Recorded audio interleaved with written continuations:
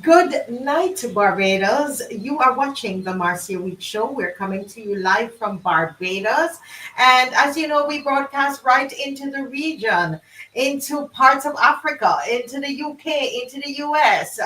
Where are you? We're coming to you.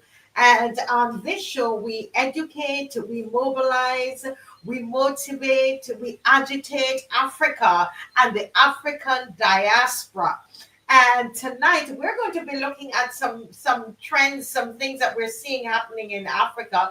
But we are going to also, as you know, we're going to take it home and always connect it back to Caribbean and of course to Barbados because that's where we live. That's where we flourish. This is where we are. This is our country.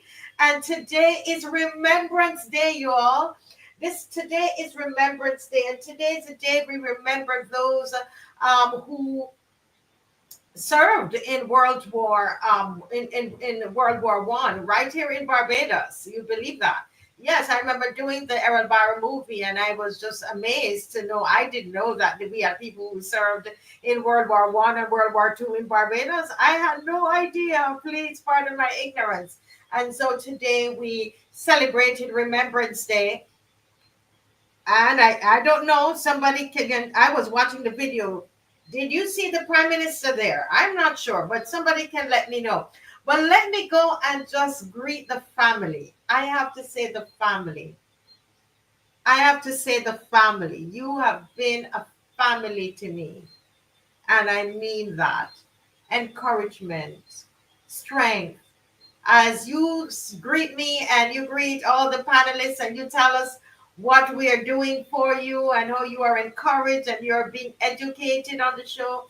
You give us a lot of love and a lot of strength and encouragement. You do that. And I keep telling you, we are doing this together. This is about the people. You remember we kept saying that, Noel, Judy Jill, it's about the people. It's about the people. It's about the people. It's about you, Taroni. It's about you, Born Again. It's about Angel Humble. It is about Marcia Miller. Yes, it's about Jefferson Sobers. It's all of us. Can we feel it? It's that energy of the people coming together to do the work of this nation. And it is only when we come together and they feel the people power that we see the changes.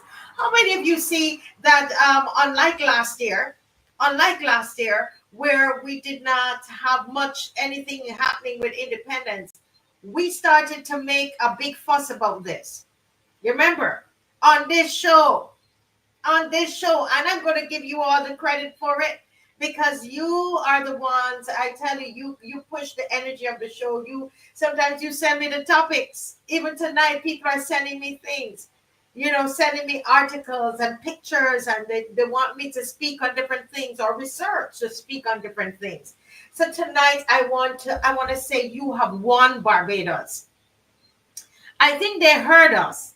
Queen Bee and Miss and Gardner, I think they heard that we were going to do that Independence March, Because I was talking to Dave today. I said, man, I wonder, people are asking for this Independence March. Should we do this Independence March? Well, he said, well, I was saying, but the government isn't now. They don't put out a full program, a full independence program. You heard what I tell you. Don't mind them saying that we are making a bag of noise. I even saw an article on Joe's River where they are stopping everything that is happening at Joe's River. How come? We have seen so many victories on the show. So many victories. People, I want to say to us, do not give up. Encourage one another. Facebook user Marcia, again, encourage one another. Don't give up. Keep pushing, not by might nor by power, but by his spirit. We will win, and we are winning. We are winning, and I want you to help because we're doing this thing together. We are doing this thing together. Say what you all want to say about President Trump, President-elect Trump. Do you know I was listening on YouTube today? And I was listening to all different channels and so on. And one channel I listened to, they were talking about why he won. Why did he win the election? How did he win the election? And you know what they said, Cecilia? One of the reasons that they gave, most of the commentators, because of the podcasts. Remember, he wasn't really big on CNN because they don't really like him over there, for what, the probably good reasons, on CNN. They don't like ABC, all these big networks. But because of YouTube, yes, X, other alternative platforms. And this is what we are seeing happening in Barbados. We are seeing that the government is responding, y'all. Keep pushing. Keep pushing. Yes, we got them on their toes. We, this loyal opposition that you see on here, the people of the Barbados, the power of the people.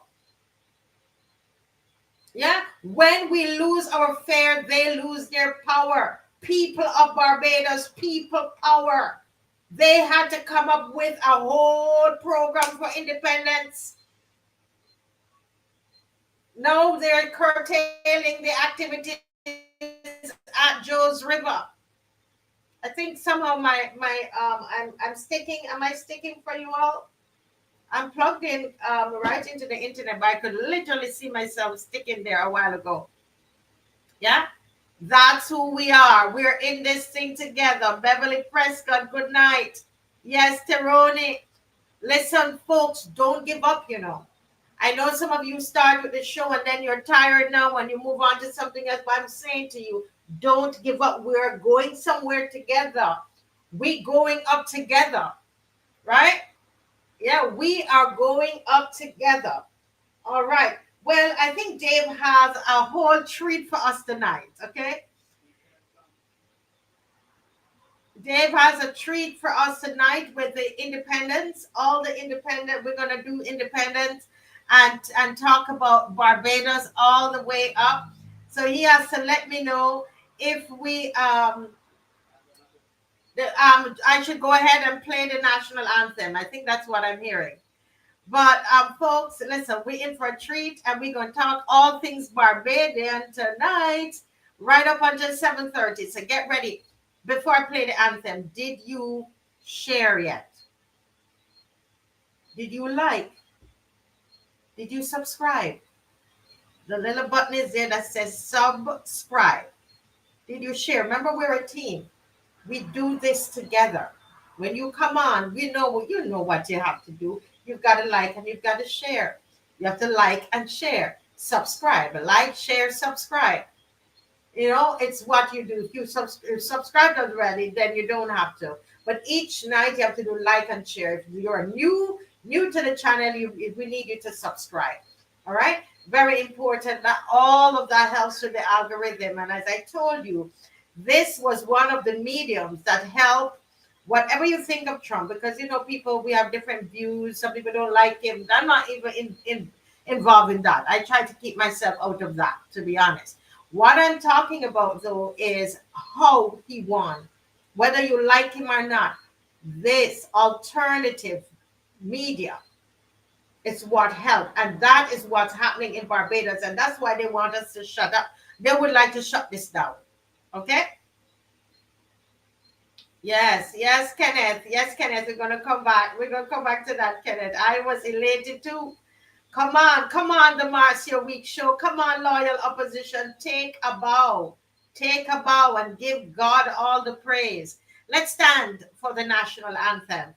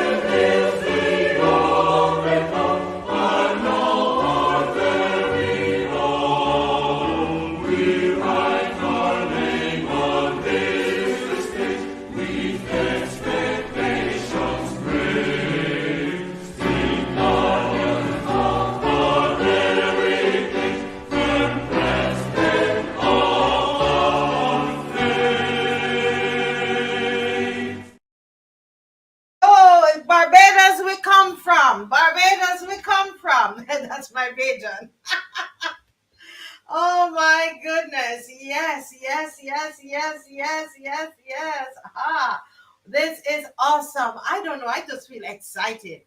I feel excited. I don't know if it's the coffee I'm drinking or it's because of the flag I'm holding in my hand and what is coming up. Now, Dave has a whole thing planned for us for independence. And we're going to dive right in right now.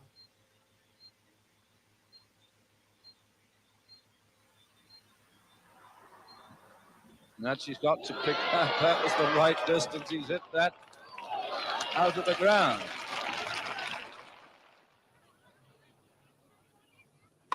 That's another one.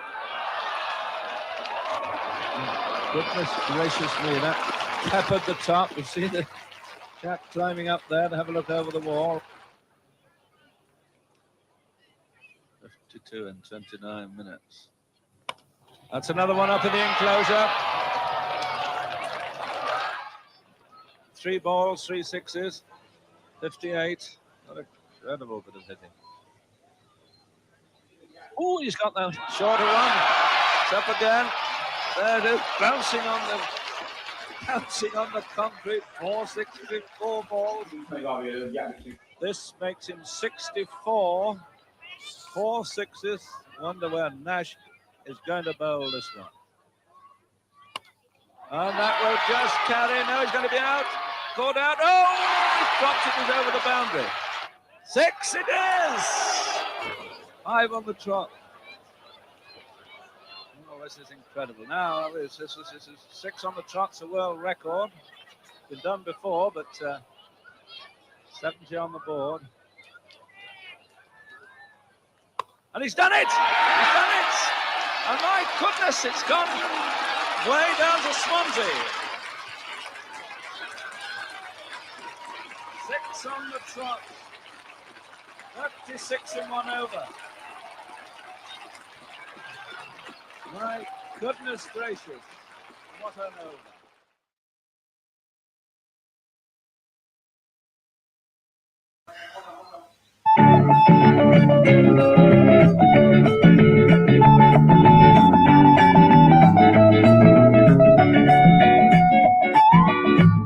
When I'm on good, he good, and when I'm on great, he great. So that I show him how much we really appreciate the kind of thrills that he gave us, the many, many, many times he saved us with ingenious bowling and exciting, glorious batting.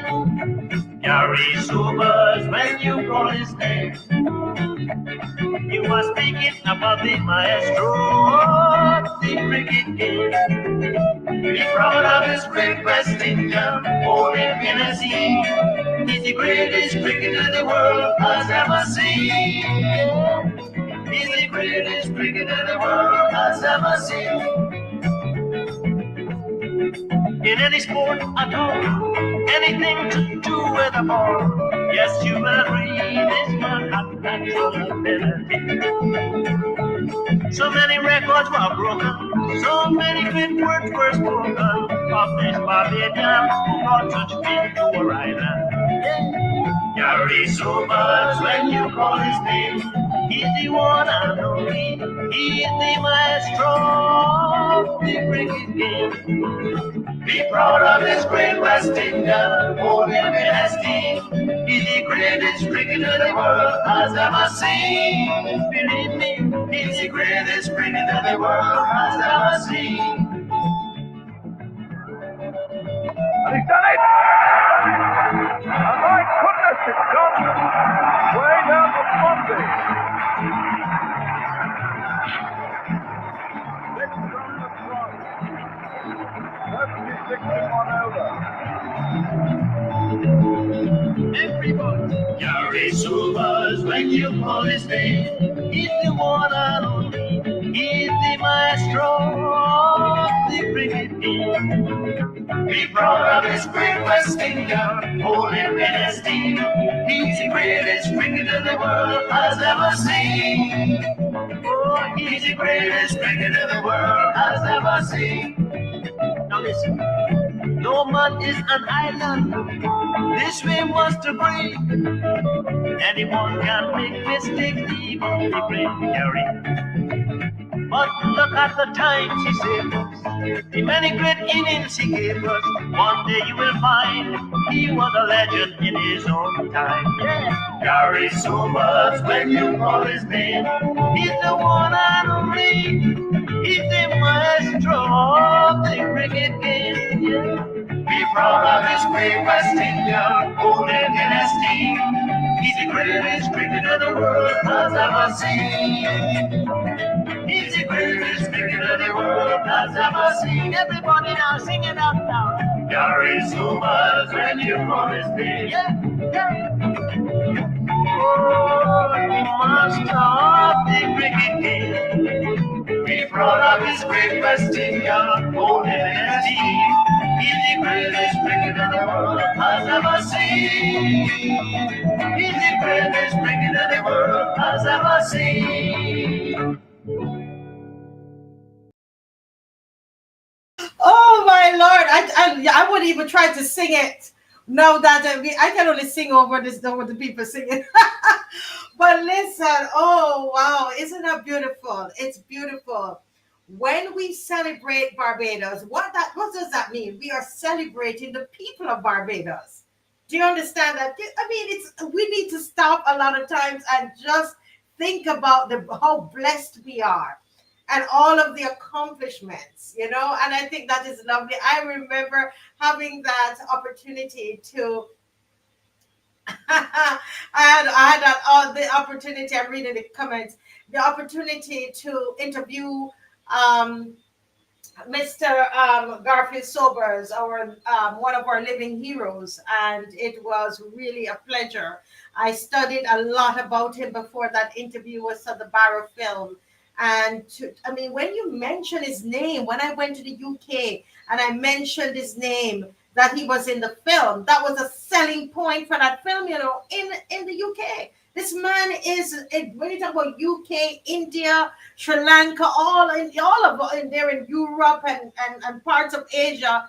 This is, he's international. And where was he born? Where was he born? Right here in BIM. All right. So yes. Oh wow. What Dolores asking? Hi everyone. How about conkies? She needs conkies. Oh Lord, I have lots of banana leaves, but I don't have any conkies to put in there. All right, so this is Dave's segment. All right, so we have another one. Go ahead, Dave.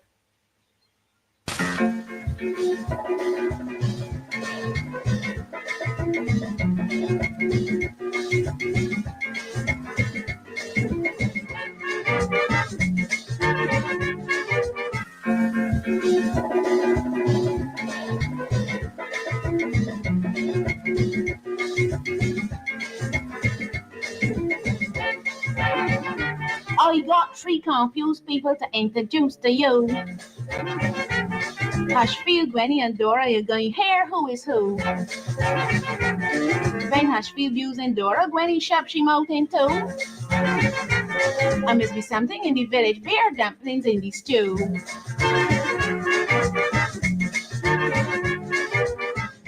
Gwenny, you could make little ginger tea for me? Girl, today I feel too sick. Poor you. What happened, Dora? The giddy head got you again? It ain't that. I feel sicky. And every now and then, getting a little stabbing like in the back part of my head. Must be the pressure. Dying the pressure, Dora. As one of the women's get a stick in your finger on me something.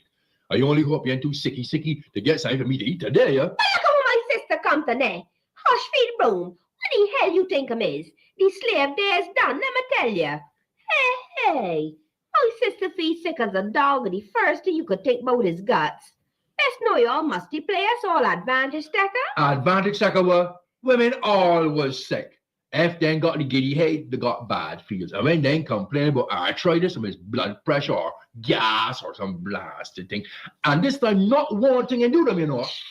Nobody among you Hushfield Broom, a big musty man like you can't have a heart just the same. I mean, men like you, women's like me, should got to deal with. You think a woman is a mule meant to walk for you? Granny, don't make the noise. I'm only trying to catch myself a little bit before I get set to put on the pot. But there's all foolish. Dora, you mean to tell me you feel sick, God stabbing in your head, and you gonna get up to cook food for this old waffless so-and-so? You really want the Lord? Make the man do for yourself. Don't kill yourself for nothing like he. Look at Gwenny Rice, you don't get in my business. I is a funny man here. Me and Dora does understand one another very good. And I ain't wanting to be rich or high like you to get advice to my wife. Watch your mouth here. Play it, and if I don't watch it, what happen? You play you bad. But I tell you already, don't mess with me, yeah. I is one woman about here that don't believe women's meant to work for men's, and I ain't got to hold the sister on neither. So if you don't like it, that ain't got one frops to do with me. Granny, don't fall up, Hushfield. He ain't mean nothing. Hush, don't worry. I gonna You gonna what, Dora? The only thing you gonna do is stop here in bed and rest yourself. If not, it's gonna be hell and scissors inside here today. I ain't gonna sit on here and see this licorice long guts hog take advantage of you, a sick woman and my sister to besides. Hey, Willie Royces ain't come to die yet. Look, Gwenny Rice! Look! Get your so-and-so and move Mr. from Man it! there, you drunk? That you could raise your hand at me and Dora here? I would chop it the head off before you could say noise. Hey, you must be really so coughing at your life. Lord, I beg you. Look, don't put my sister and my husband and put some love in the heart. Oh, Lord. Lord, have his mercy. Stop it, my head getting worse. Quick, Granny, quick. The beer rum. Quick, sap the head for me. Lord, if it is thy will to take me home, I ain't gonna fly in your face. But I beg you, ease the pain, Lord. Give me some relief. Yes, Lord. Give you some relief, quick, Lord. Help you. Bring your hand, but heal the body of this my wife, please, Lord. Help you. And noise. Thank you, Grains. It's a blessing that you're here to help me when I'm sick. You Oh, just Lord, take it thank easy, you. Dora. This Lord, blood pressure now the joke, you know. It does attack you without warning. Hushfield, what do you? You look very worried. You know, so she ain't playing, she's sick now, you old hard-hearted dog. You know, frightened the armpit made it got dead off by your hand, eh? But don't worry, the Lord look after his own. Come, Dora, smell this. Dora, how you stab me in the head? Girl, you're like, you really ain't feeling so hot for true, yeah? You know I was only making a little joke just now. You know, Dora, that I really didn't expect you to get something for me to eat. I can help myself, girl. You take it easy, see? But look a sport for true there. Hushfield, you really a hand of shame. I'm going to get the little ginger tea for you, Dora. I think some boiling water in the glass already. Dora, don't mind Gwenny. You really think I hasn't got any feelings for you? Dora, you know me and you just make me little jokes. You want me to get in the doctor, Dora? Or you think the stabbing in your head going past? It going past. The little ginger tea Granny making for me going help me. But hush, why it is you and Granny does live like cat and dog all the time, so? You think I feel good knowing I is your wife and Granny's sister to see the two when I get in also? Man, Dora, I ain't got nothing against you, sister. But she's a hard woman to live in the same house, man. I won't fool you. I just tried, Dora, to treat me like a human, but that woman, I'm sure she's your sister, Dora, but that woman is an uncouth, also warrior, man. Granny and a thing else but gallows bait. Hush, Phil. You know Granny does don't mean nothing when she talking that she very hush. After all we got we faults. I tired with the abusing and the hollering between two women. I believe that is what got my pressure up. When I tell you I'm tired. Look at the ginger tea, Dora. Sip it. It's hot. Thank you, Granny. This should settle the stomach. Glad I could help you, Dora. It's only a pity your husband can't learn to help himself and others. Make yourself useful in emergency. Oh, hush. I ain't hushing at all. Cause when a Bajan men think when a born in this world to do one thing, nobody won't think when I got hands to. Look, a woman would do you now. Why the hell you Because as a woman love the truth, I ain't care what woman to say about the men's from away. The news fell in the kitchen, and the door wait till the wife sitting out to help themselves. The Bajan men spoiled all the trouble. You would still like to get one, though, spoil or not. Ha, ha, ha. Wanna what? Not me, sir. I too all out to turn myself in a servant for any stiff man, and I want to spend the time at Glenderry for wounded with intent. So I prefer to stop just where he is, and I had to beg nobody for nothing, cause I is an independent woman. Nobody. Don't rise, Gwenny, rise. You don't be tired saying so. You as an independent woman, and I as a man can help myself when the wife's sick. So what? And what the hell you don't get your tail in the kitchen then? Cause Dora can't lift she little finger today, and the man at waiting for Gwenny Rice to prepare something for you to eat. Be drinks for height, wind pies, and air cutters.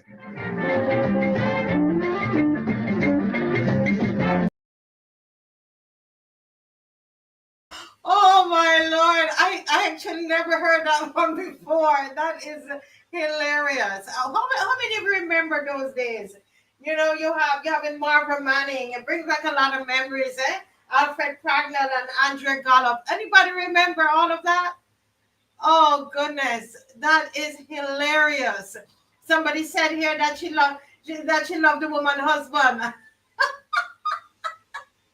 But dear sisters, is it right? So she really liked Dora's husband. Gwen was all about sour grapes.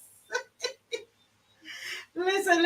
Well, you know what, guys? We going down memory lane. We went and we're going on memory lane. So listen up, everybody. Listen up to this one.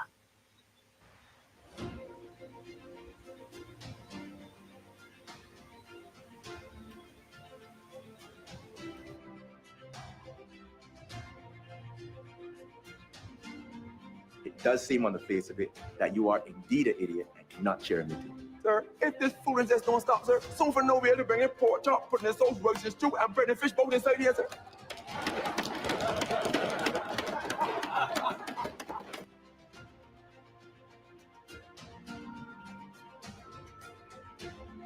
Mr. Barrow not only faced suspicion abroad, but also at home in Barbados, where those in the upper class tried to paint him as a socialist or a communist who would dispossess the upper classes of their property and economic privilege if he ever became prime minister of an independent Barbados. Mr. Barrow's unrestrained language and impatience with both friends and foes contributed to this growing concern. Well, Mr. Clark, in Barbados, we don't buy pig and pork. Wait, where the black workers?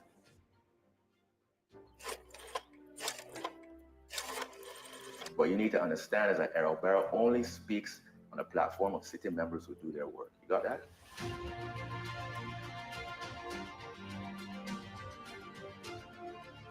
So he sat down with me and he said, look, let's write a little note in the paper. And I said, okay, we did that.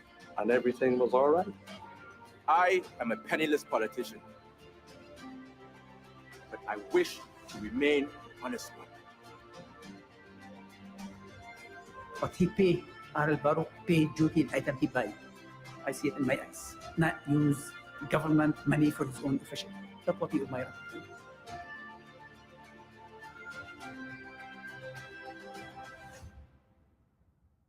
We have been colonies of Britain for 350 years.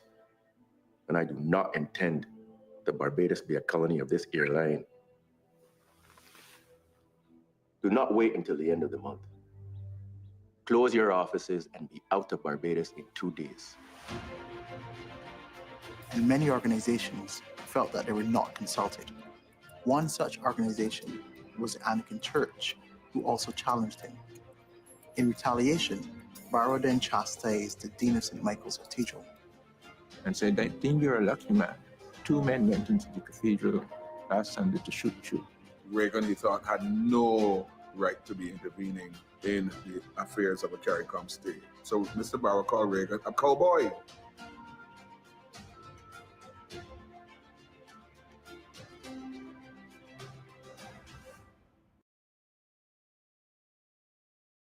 Well, guys, guess what? That is an excerpt from the award-winning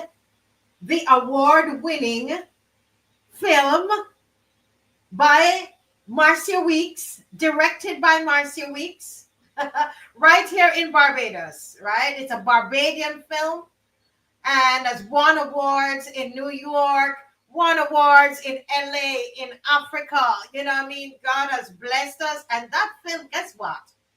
My husband, who is executive producer of the film, he said to me, Marcia, let us show the film on the Marcia Week show. So I think it's going to come up. It's the last Wednesday in November, right? Our plan is to show the movie right here on the Marcia Week show. Right here on the Marcia Week show, you're going to see the Barrow movie, and we are going to then have a discussion at the end. And so we're going to get some people to come on, and we're going to have some discussion. I remember sending that movie overseas to someone in Kenya, and they watched it and told me how they cried. They were so inspired by the life of Errol Barrow. So we're going to do that right here on the Marcia Week show, award-winning movie. That's what's gonna happen. All right. Now, listen, we have another comedy for you. We have another independent. This is all about 246. Yes. So here we come again. Come, Mr. Dave. Barbados. Barbados is where my first officer and myself, Akio, were born and raised. So this one's pretty special for us. It all started with a dream just about 7 years old. My parents first took me to the island, the Barbados Light Airplane Club, where we used to fly Cessnas around just about 20 years ago.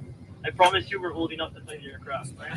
So we've had a couple of those questions, but yeah, we're old enough. So about 20 years ago, we did our first flight around Barbados in a small Cessna 172, which is a trainer aircraft, if you are not too aware. And so we left Barbados. I left when I was 16. Akio left when he was 18. So he went to New York. I went to Florida. And it turns out about 10 years later, when American first gave us our number for indoctrination at the airline, the last person I saw to walk into class was Akio. So 10 years later, we're back here at the same airline. And being able to fly together, you know.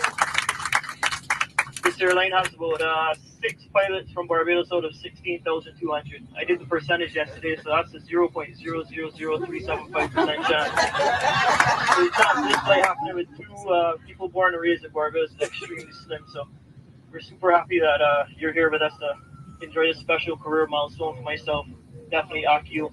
We have a lot of supportive family members on board. I have about 12 family members that came up from Barbados just to fly this flight back down with us. So shout out all the family. My godfather even has a shirt saying that his godson's wife is the captain on this one. Right here on the job, but if you don't mind standing up real quick.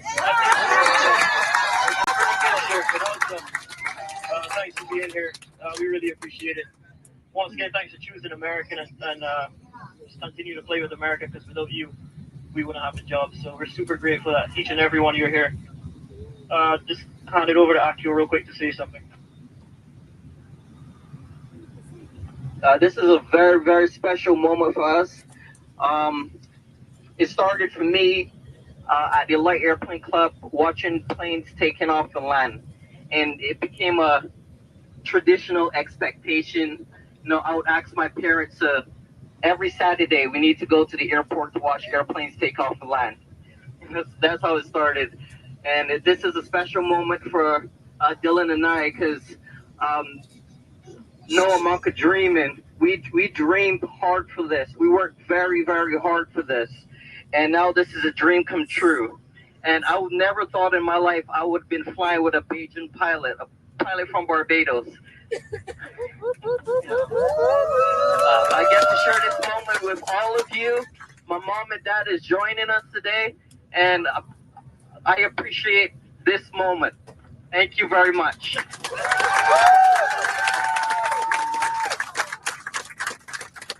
All right, so today's flight time 4 is 12 minutes today, 37,000. The weather's going to be pretty good.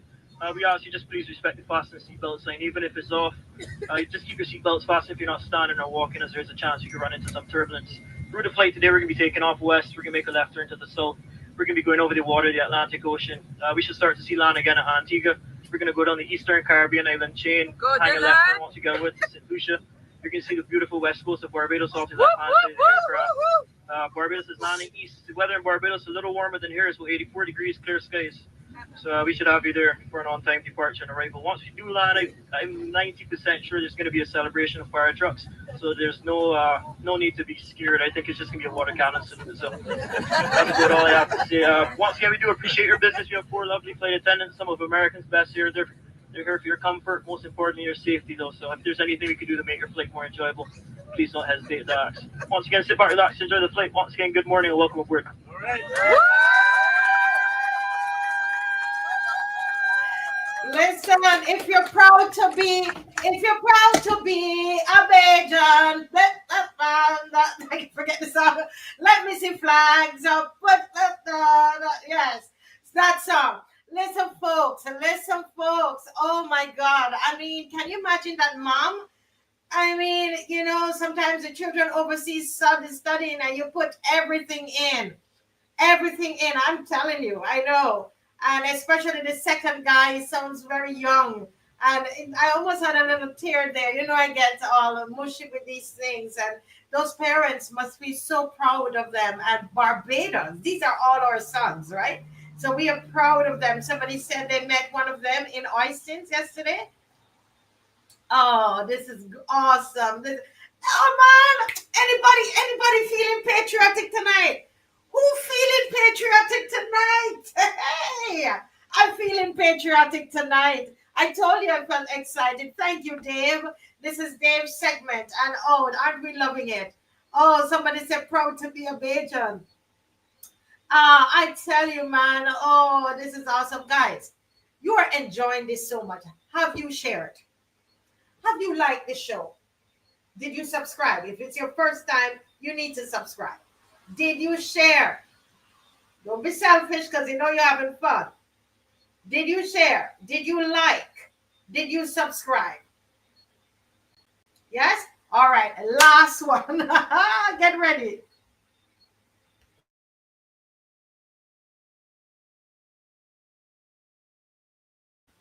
So get sharing, everybody. Sharing. We're coming up. It's coming up. I see there it's spinning. I think we're about ready. Are we sharing? Are we liking and sharing? I think we're ready.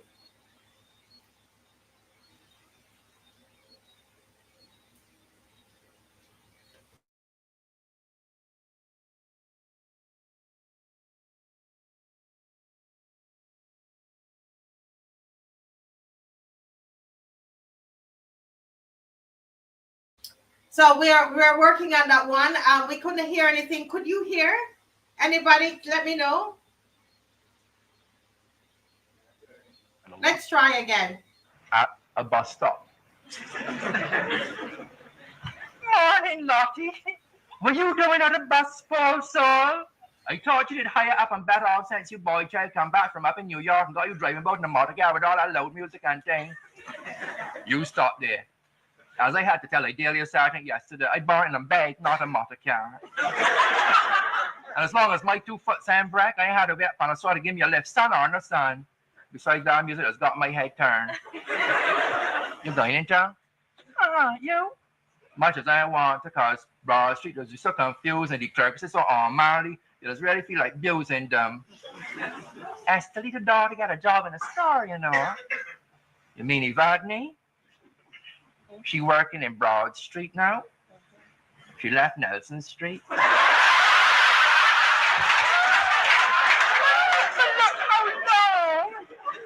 She's propping up the store counter, says she's selling lipstick and powder and thing. She gets so great, she feels like if she's smelling carrion. That surprised me though. The people in the back of all used to call she lime juice. She gonna get what she's looking for, don't tell she nothing. They does run to night catch him and the Lord don't like ugly. You wanna see what happened to Jermaine, Perlita Padmore's sister? Something, do she? Oh, you mean you see she? You woman could get in a 3 gel bottle here, I tell ya. What were you telling me at all? Jermaine had a mobbit on the backside. Somebody must have given you a little duppy dust. Jermaine met enough enemies in she day, you know. Well, Thursday gone last. I see she out in Prince William Henry Street with 2 slip-slops on she foot, Morse in rags and dragging a ram sheep on a long car. I nearly screamed out, I won't tell you alone. Why and don't you? But that now remind me about Percy Kelmo, wife half-sister. You mean Sunday dumplings? The girl that always got your face pulled off like ice and sugar on gingerbread. The very one. She come to a sardine, I tell you. Oh, you mean a sardine? Well, she can't be no more than 38. So am I there? Because Philomena is 38, don't mean she can't come to a sardine. Since the Yankee man, she had left show for Eglantine man, actually she get bewitched. Now you can't tell the difference between she and a god horse. Never know. Well, look what can happen there. But them is the kind of things that be waiting for you when you don't live right. God don't make mops for it. Don't forget how Philomene tell McCabe's husband. And all the time she live with Christmas, she still busy with them because she's your best friend. She's a real deceitful dog. I'm glad Retribution catch it with she. Retribution? Tell me do for she.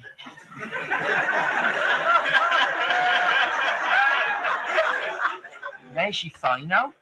She went into a black candle she bowed. Then she anointed him up with olive oil. I write Philomene name and Crispin name in her with a needle. I hear what I tell you, from the time she burned that candle, all to both of them never catch herself again. Wait, you mean Crispin turned foolishy too?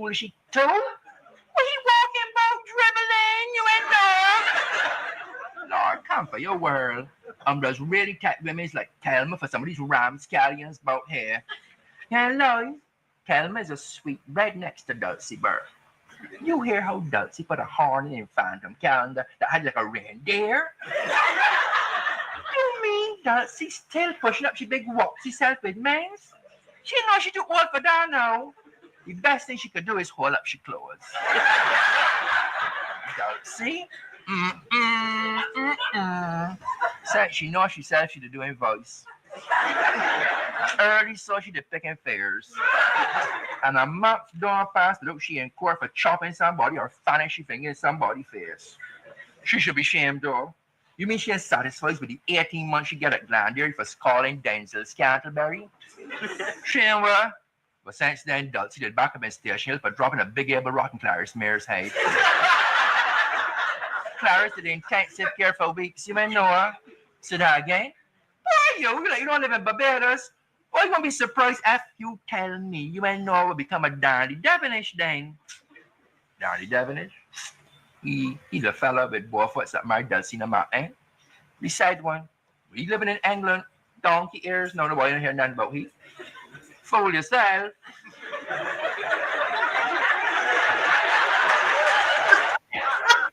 All right, listen. You're going to hear the rest of this and join us tomorrow. So you're going to join us tomorrow evening, okay? Listen, these things are so hilarious. So, tomorrow we're going to continue this, all right? Everything Bajan. That's how we're going to start the show. And we're going to have great fun because, I tell you that Barbados is a beacon and can continue to be a beacon. But obviously, what's going on in this country. When you look and you see, yes, we are loving it. This is the Barbados that we're fighting for on this show. Every time that we come on and I say to you like, and I say to you share, and I say to you subscribe. And every time that we come on here, this is what we're trying to preserve. This is it, guys. This is it. And if there's to be any development, the foundation of this must not change. That's what we're fighting for. If you agree with me, give some thumbs up. Come on, man. Let's get involved this evening. This is what the people are fighting for. And this is why, you see, this year, this government now rolled out a whole set of independence events because they realized we're not joking with them. We were getting ready to put on an independence march in this country because and this is what I'm saying. What are we fighting for? It's what we just experienced there a while ago.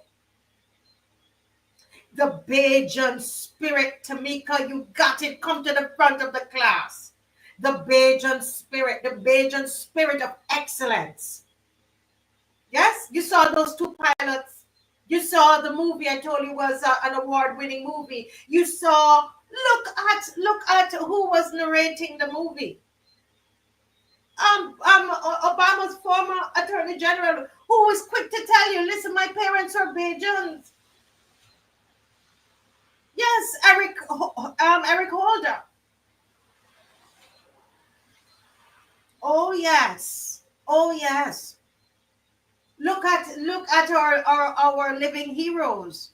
Look at Sir Garfield Sobers. Look at what Rihanna is doing on the world stage. Look at what is happening. We are trying to preserve us. And I tell you this, as I sit here, let no one take that away from us. None. No party, whether B, D, Q, R, S, T, U, V. Barbados, fight. Fight to preserve our heritage, preserve our DNA, preserve who we are. Yes, nobody's going to come and take that away from us. Barbados first. And it seems like our Prime Minister does not understand that. And we're going to look at an article now, and then I'm going to show you that on this Remembrance Day, where Barbadians fought in World War I and World War II and were being celebrated, where I don't know, I'm sorry Miss McLean isn't on, but I'm hoping she's watching. I don't know. Is this the right article? I'm not sure. Okay, but okay, I see what's happening. So we're going to have to go up. But I don't know what is happening, and I don't know if there's ever been another Prime Minister that has done this. The level of disrespect that we are experiencing from this Prime Minister, that today, Remembrance Day, she's not here. She's not, she wasn't there to celebrate Remembrance Day. And somebody said, oh, you're picky. No, we're not picky. We're not picky. There is a trend. If our Prime Minister was sick and in the hospital, we would pray for our Prime Minister. But don't tell me that you have left national duties again and you are on a plane somewhere. Lady, no, we are not tolerating it, and we won't forget. Mia Mottley, this Mottley administration, listen up, because you all come on here and watch it. The voters will not forget this absentee Prime Minister that we have. The government will not forget this no patriotic, unpatriotic, is that the right word? Unpatriotic Prime Minister that we have. That I'm going to show you the picture where she was. That's why I'm so passionate, is what we just showed you almost 30 minutes before now. The joy that you felt. She's trying to take our joy from us. She's trying to take our country from us. She's trying to change the very geography and the terrain, right? The topography of the country, with all of these building, selling. And then leave us hungry. And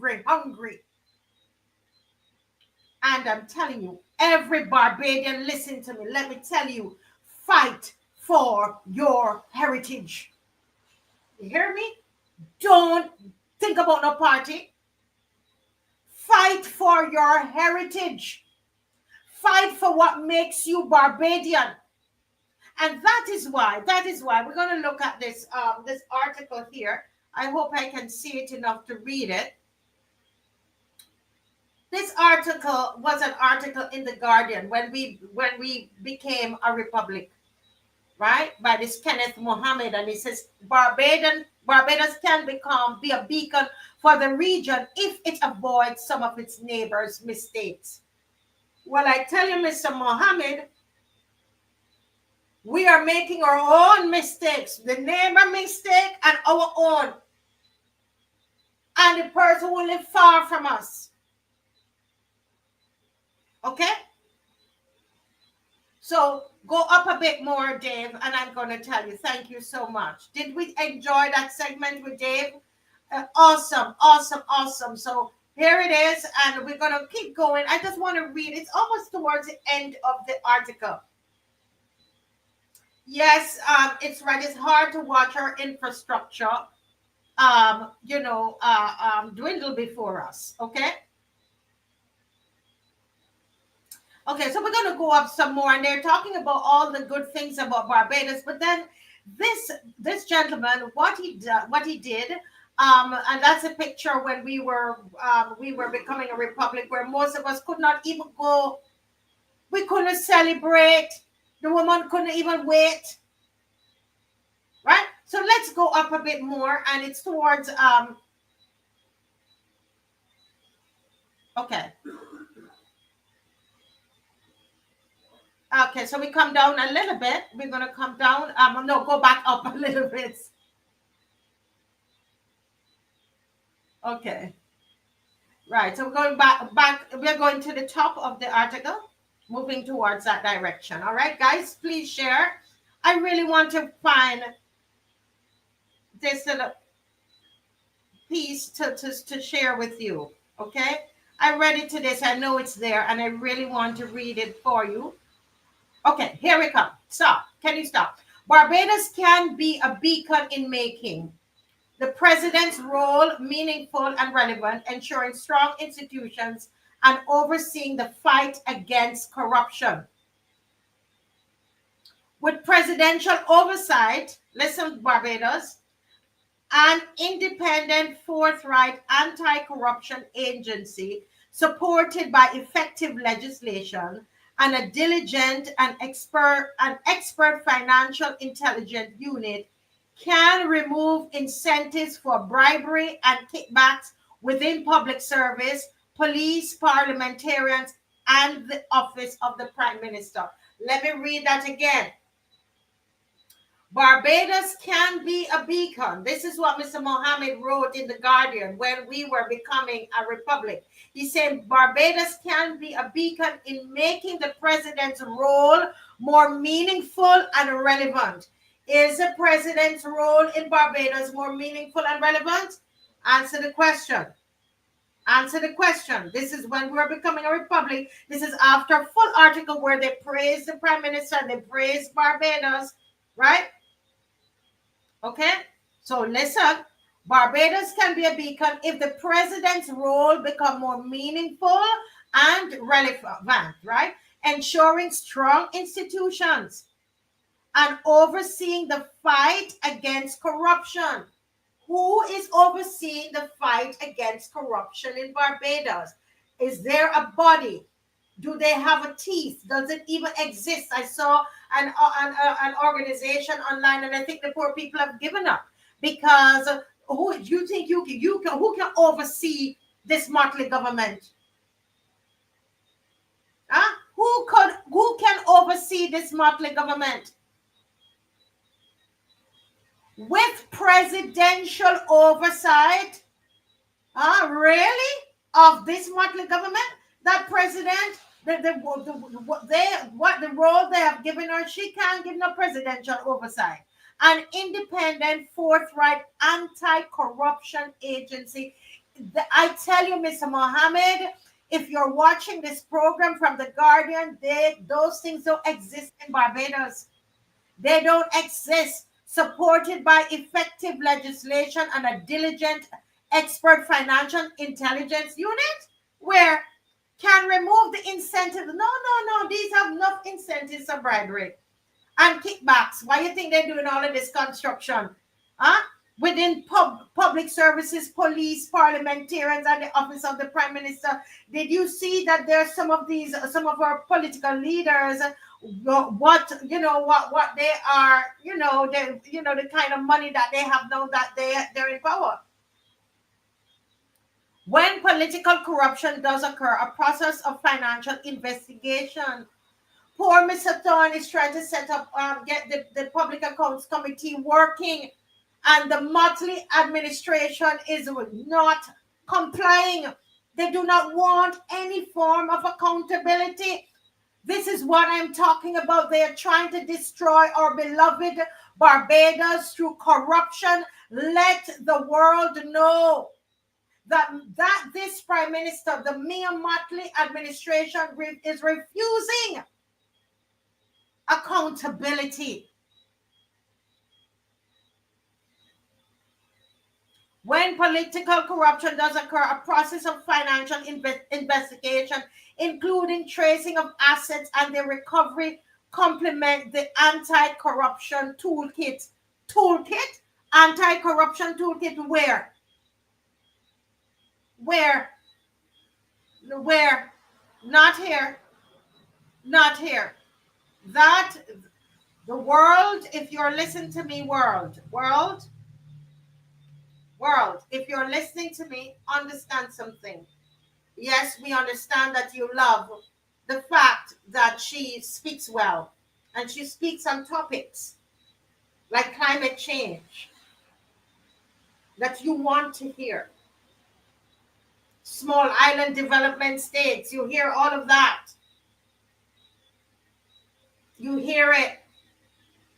But we want you to understand that in Barbados, there is a lack of accountability.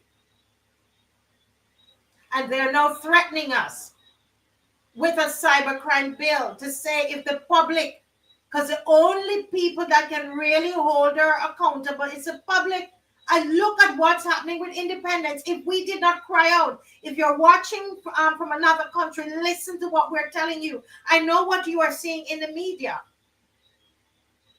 But the people of Barbados are standing up. It's the people that are holding her accountable. That, we were told that there would be a referendum for a republic, and we're not forgetting it. We are not forgetting it. Don't say we keep repeating that. Yes, we repeat it. Because guess what? You deceived us.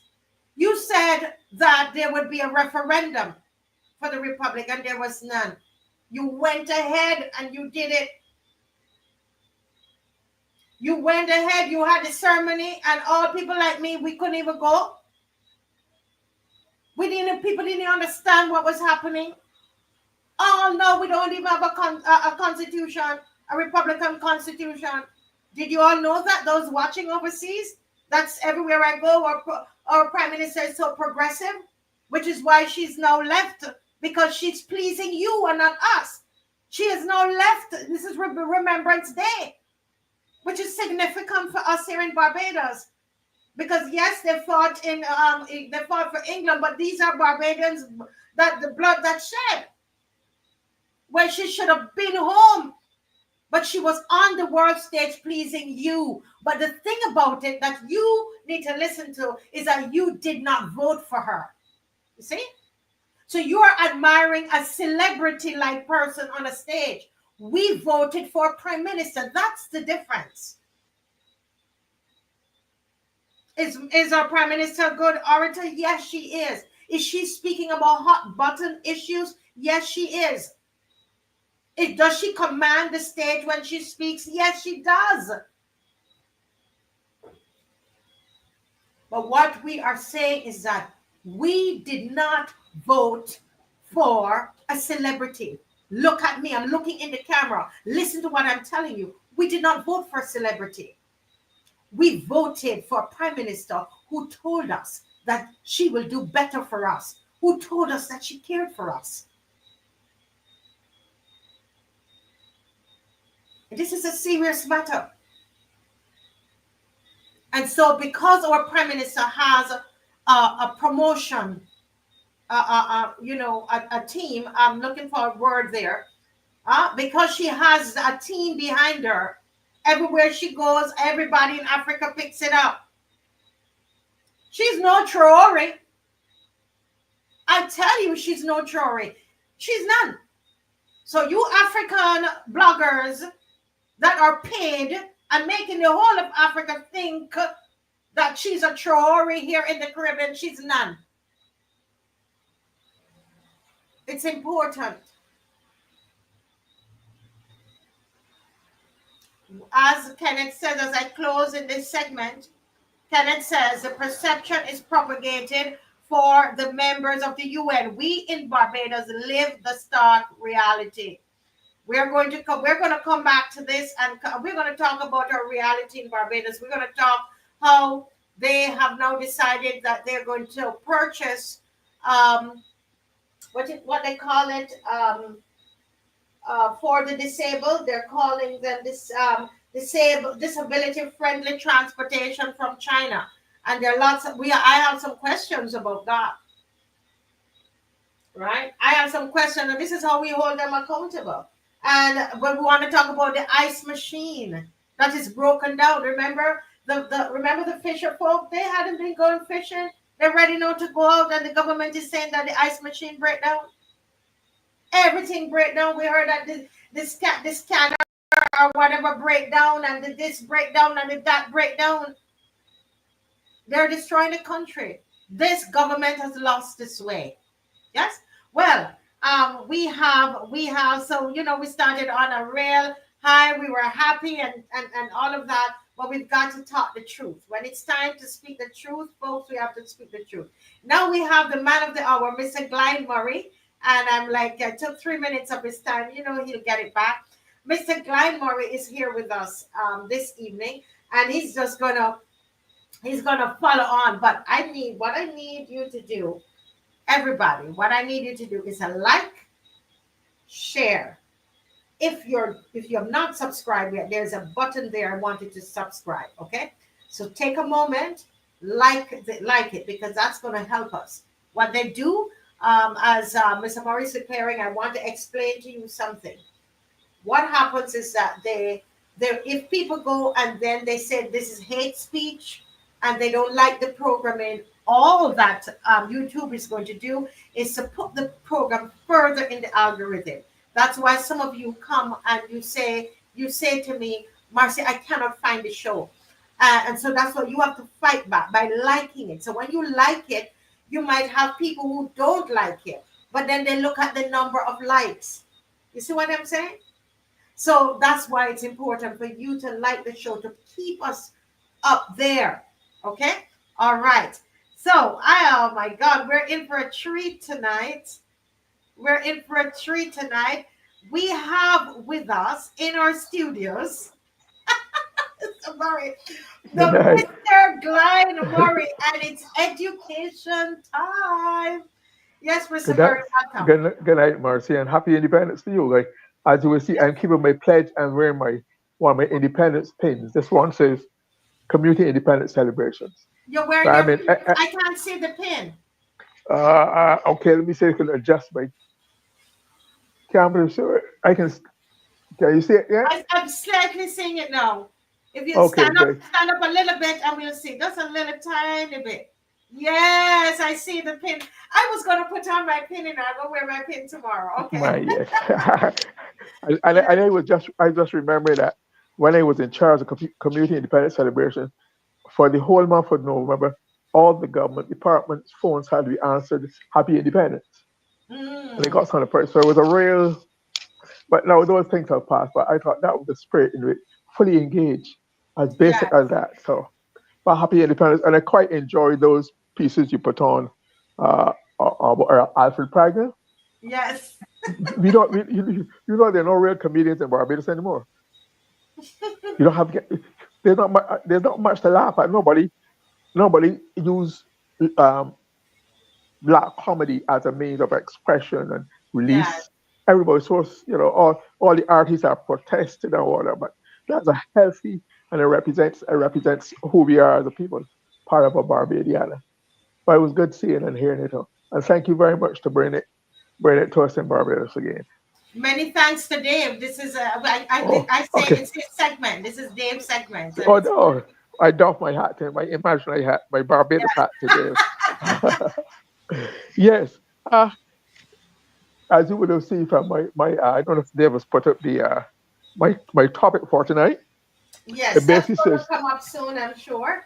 okay, And I know he has something there in his phone, okay, a picture for you. But we're going to right, go right ahead. yeah, Just announce the topic, and then it's yeah. going to. My topic is the operation is successful, but the patient is dying. Yes. Barbados and the IMF.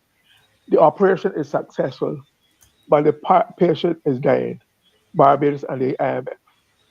And that's what comes to mind when I hear all these positive pronouncements coming out of the report from the IMF as to what is happening in Barbados, Barbados economy. Forgive me, I have some congestion that I'm working on. Yes. But from all the other reports I'm hearing, people are still struggling. The suffering, the hardship is becoming more and more pervasive and entrenched and whatnot. Yes. But the IMF is talking about primary surplus, making progress, but we are not feeling it. We're not seeing it. It's not in our lived experience. So I'm tired of this technical stuff. If you notice, if you listen to the Salvation Army, they have reported a large increase in everything that they've done. Let me see. They said clothing assistance doubled from 1,941 recipients last year to 3,910 this year. 554 people Can you got their repeat those numbers of the Salvation Army, the guys? Salvation Army. They're saying that 1,941 people received clothing last year. Mm-hmm. This year it's 3,910. Wow. All right. 500 people got baby clothes this year. They didn't give the comparison.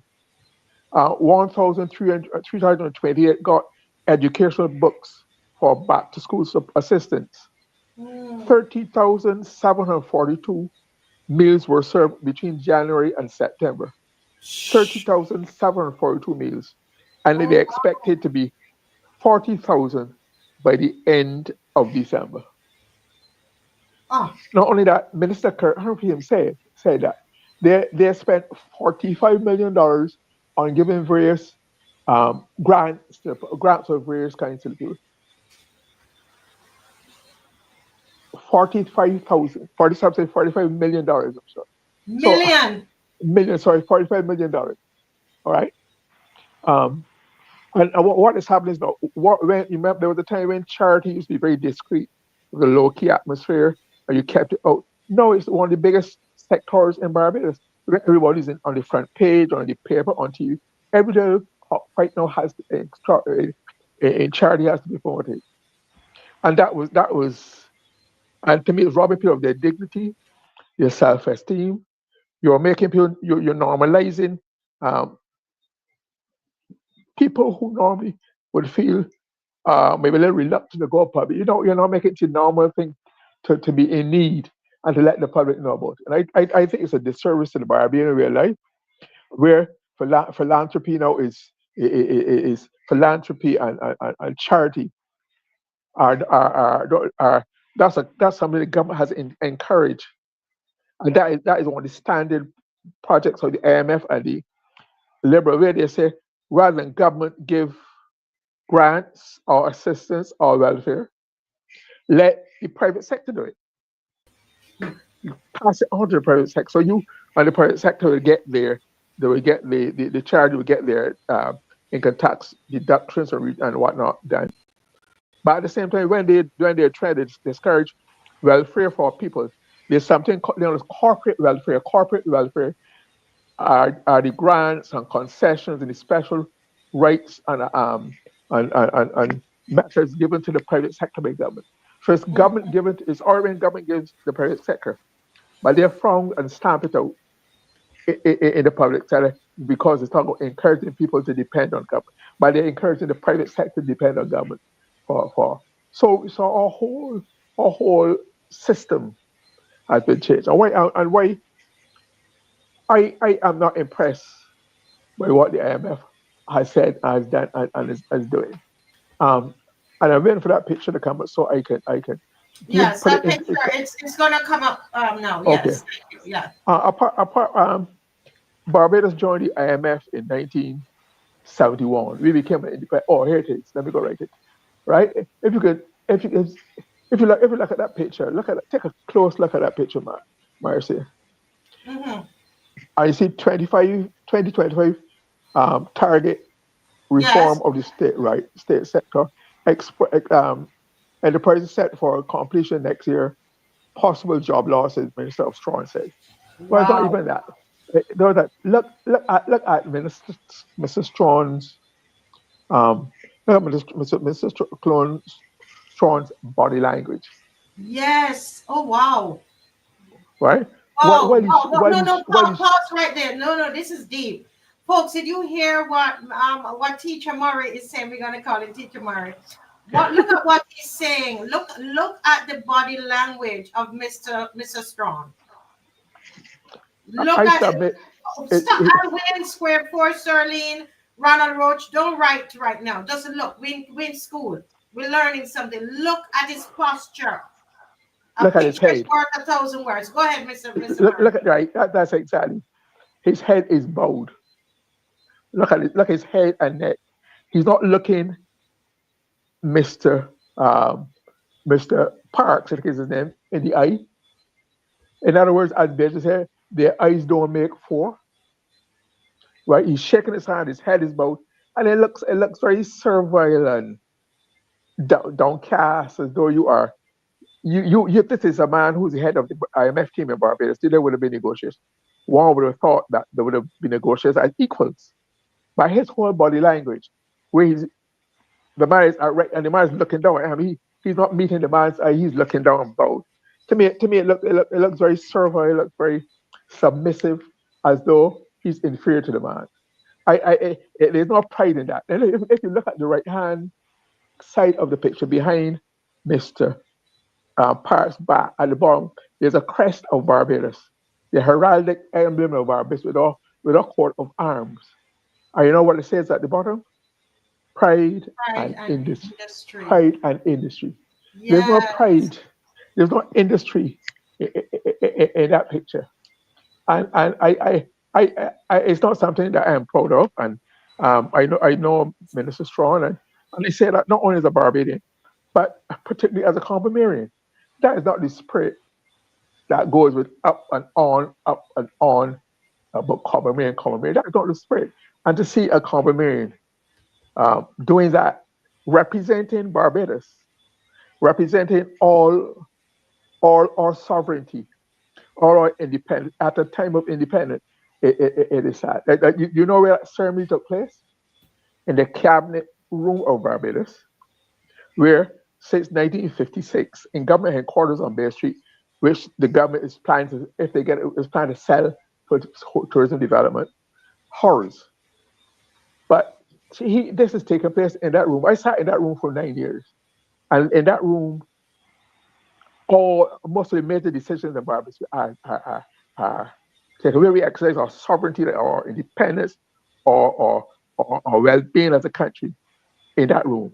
And to see Mr. Straw in that posture, hell-bent, almost bowing to the man, as though he's submitting himself to the man, as though Barbados has submitted itself to IMF, it really is quite distressing and disconcerting, and it is not a sense of pride that you will get from that picture at a time when we are celebrating our independence, and it makes a mockery of independence. What it accentuates is that Barbados is now a virtual client state, or almost a colony of the United States. We no longer control our economic destiny. We put ourselves in their hands. So they are doing what they are known to do. But the point is, at one time, the same way countries are supposed to be very, in some way that countries are supposed to be to guard their territory, their physical territory, jealously. That is why it's so important to have government's first primary obligation to the country is to give it security, physical security, geographical security. At one time, it was accepted that your real sovereignty, that nobody could tell your taxes to raise, how to do your taxation, that those were part of your sovereignty and your self-esteem and what you're doing for the benefit of the country. That has been lost.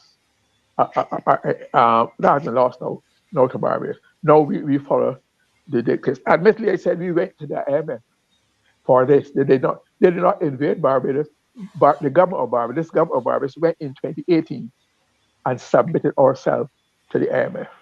Admittedly, Barbados had been to the IMF before. Like I said, we were independent in 1966.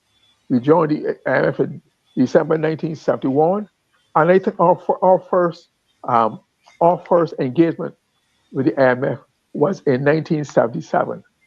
1977, when Prime Minister Tom Adams went alone and gave a loan for the IMF. Let me tell you, I have some details. Let me find it out. Yeah. That is 1977, right? And then we went in 1982, 83, and then in 1992. But they were all short-term loans paid back. And there were no punishing impositions on Barbados, taxation, cutbacks, austerity. The IMF talks about, whenever you hear the IMF talk about reforms, efficiencies, look for cutbacks, look for government cutting expenditure to suit their thing. So I'll be country suffered. One of the things that Barbados has suffered for in this engagement with the IMF is that the government has never mentioned austerity, has never prepared the country for austerity. They made it seem as though we were buddy with the IMF and everything. Just a little thing or there, here and there. Austerity really means hardship. We used to know in Barbados called hard times between the end of the crop season and the start. Those were the hard times. That's why there was a song, Mr. Harding. That is why Mr. Harding can't burn. You burn Mr. Harding, who represented the hard times. So we are having the hard times, knowing what we are having, except that we are feeling in our thing. I mean, in 1997, it was a compensatory fund facility, right? And it was for a shorter foreign exchange. We borrowed 6.5 million to our rates, or $15.1 million. Yes. In 1982, it was $97.1 million. All we got, we got 1982 to 83, short term, just to guard yourself against shorter foreign exchange at that time. In 1992-93, it was for 102 million Barbados dollars. Again, that's when you had the 8% pay cut, etc. And that's when we had tighter credit controls at one. But now it was nothing like what we are going through in Barbados today with the hostage. They talk about, that picture talks about job losses. When the giant, again, that is the state-owned corporation, which we have been putting off and dodging. But the die is now cast, and they have to complete their quote-unquote reforms. Whenever we hear reform, it's layoff, cutbacks, shutdown, merging, etc. That's the shorthand of the IMF for austerity, for changing your way of life, etc. And so we have been through a tough ride, and we're in for a tough ride. So we should not let anybody sweet talk us into believing that we are doing all right, and that it will all come out in the end. So these were short. These were the yearly 2-year-old agreements. Now we are in a series of almost indefinite agreements with the IMF. I've heard talk of up to 2035, etc. Right. So if you think American sport, let me give you the example of Jamaica. Jamaica joined the IMF in 1962. When Jamaica became independent in 1962, joined the IMF in 1963. And from 1963, there have been a series of loans for the IMF. There was a time, as you will probably know, Marcia, when the Jamaican dollar was worth more than the US dollar. Yes, it's true. Right? And now, when I check today, one US, it takes 159.83 Jamaican dollars to $1 US. 159.83 Jamaican dollars to cover the cost of a US dollar. And can you tell me? And they've been going on. I think they divided around 1970, 1980. And so they have been in the IMF hands for 30, 40 years almost now. Various programs succeed, you pass, you write the next one. And that is what Jamaica has after nearly 40 years or more. Correct. Right? So I am not falling for the sweet talk for the IMF or the government sweet talk that we are just going through a little thing here, we're trying to think, and then they'll be all right. And the signs are not there, definitely. And you see, we have the Jamaican last Minister of Finance, Dr. Clark, Dr. Clark, he has just been appointed Deputy Managing Director of the IMF. Yes, I saw that. Yeah.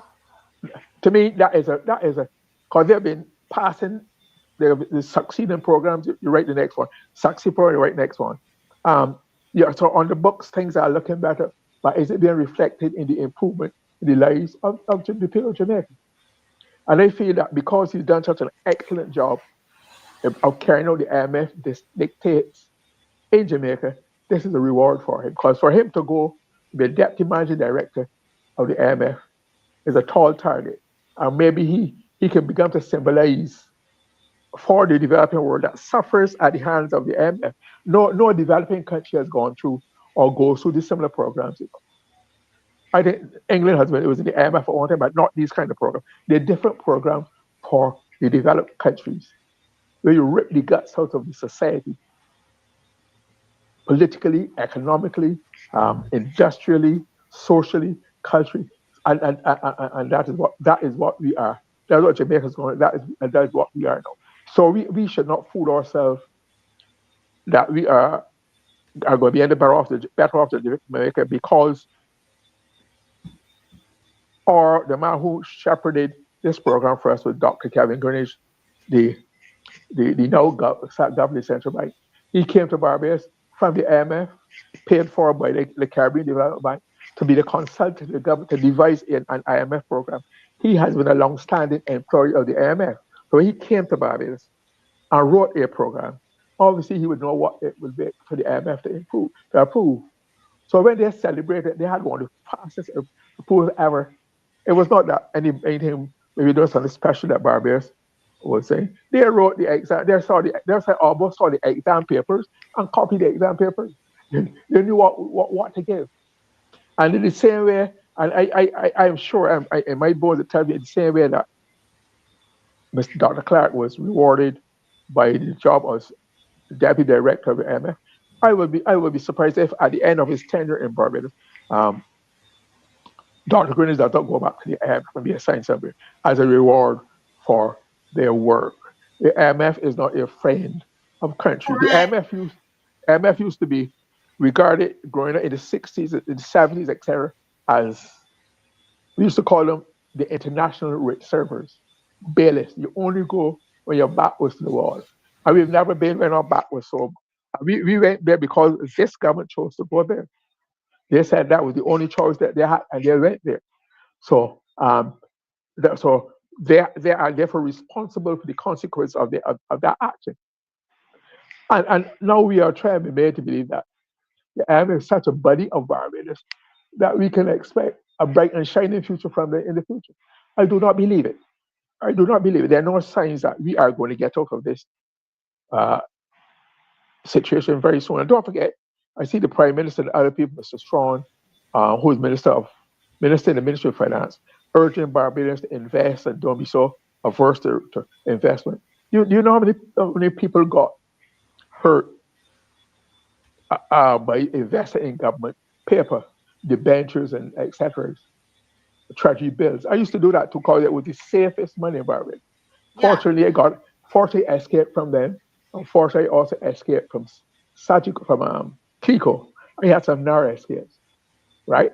But a lot of people who had their savings, their retirement funds invested in those government papers, because of the haircut, because of the slashes they got, the value was lost. They rewrote them. They got some of the funds, and some of it over the next several years, they only get a lower. So their standard of living has been decimated. And I expect people will not forget that easily, because, like I said, it was the safest money in town, it was the surest bet in town, and people believed them, and people put their money then for government overnight to come and do this as the way out. So I'm saying then that we have to be very cautious as we go forward with the state. What we call the statutory boards, which IMF language is state-owned enterprises, SOEs. Yes. They're next on the chopping block. And what is happening to the SOEs now? You don't hear anything from the chairman. Okay, for example, there's the NIS moved from just the National Insurance Scheme to National Insurance Service, a social service or social security. They became a statutory board. Have you heard yet a statement from the board of directors or the chairman of the board or the M as to why? All the NIS has done so far, you understand, having become a statutory corporation, they gave themselves rosy increases. The staff got a rosy increase, and there is not that they got the increase of. It's not that they invested, they invented, they sold and made money. They can get dividends, profits to put into.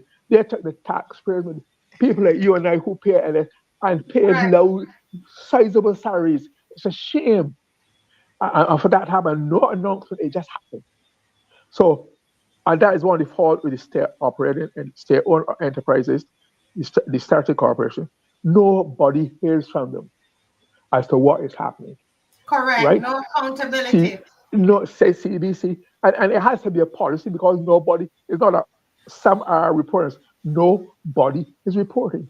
Even with the venture with the new sugar crop venture with Dr. Trevor Brown and Dr. Clyde Maskell. What's the verdict? What's the outcome? Nobody is accountable. Nobody tells you anything, and it cannot be by actor. All of them are operating in the same. So there are probably 50 or 60 something state-owned enterprises, but we don't know the state. The vast majority of them have not presented up-to-date financial statement for years. Yes. So that is coming. So we don't know if there are any bad shape, the worst shape, what we lose, what we gain, and we're just kept in the darkness until they negotiate in private with the IMF, and then come to the country and tell us what the outcome is. And people will lose. People are going to lose. People will be laid off. They're going to be severed. They get severed. Careers going to be interrupted. And I heard the minister telling people to tell those who might be affected to stand by and take the challenge of retooling and retraining. For what? For what? You know, Mr. Murray, because I see Miss McLean is right there. Getting ready to come in tonight, folks. This is a very, very, very serious show. We showed you the beginning. At the beginning, we remember what Barbados used to be.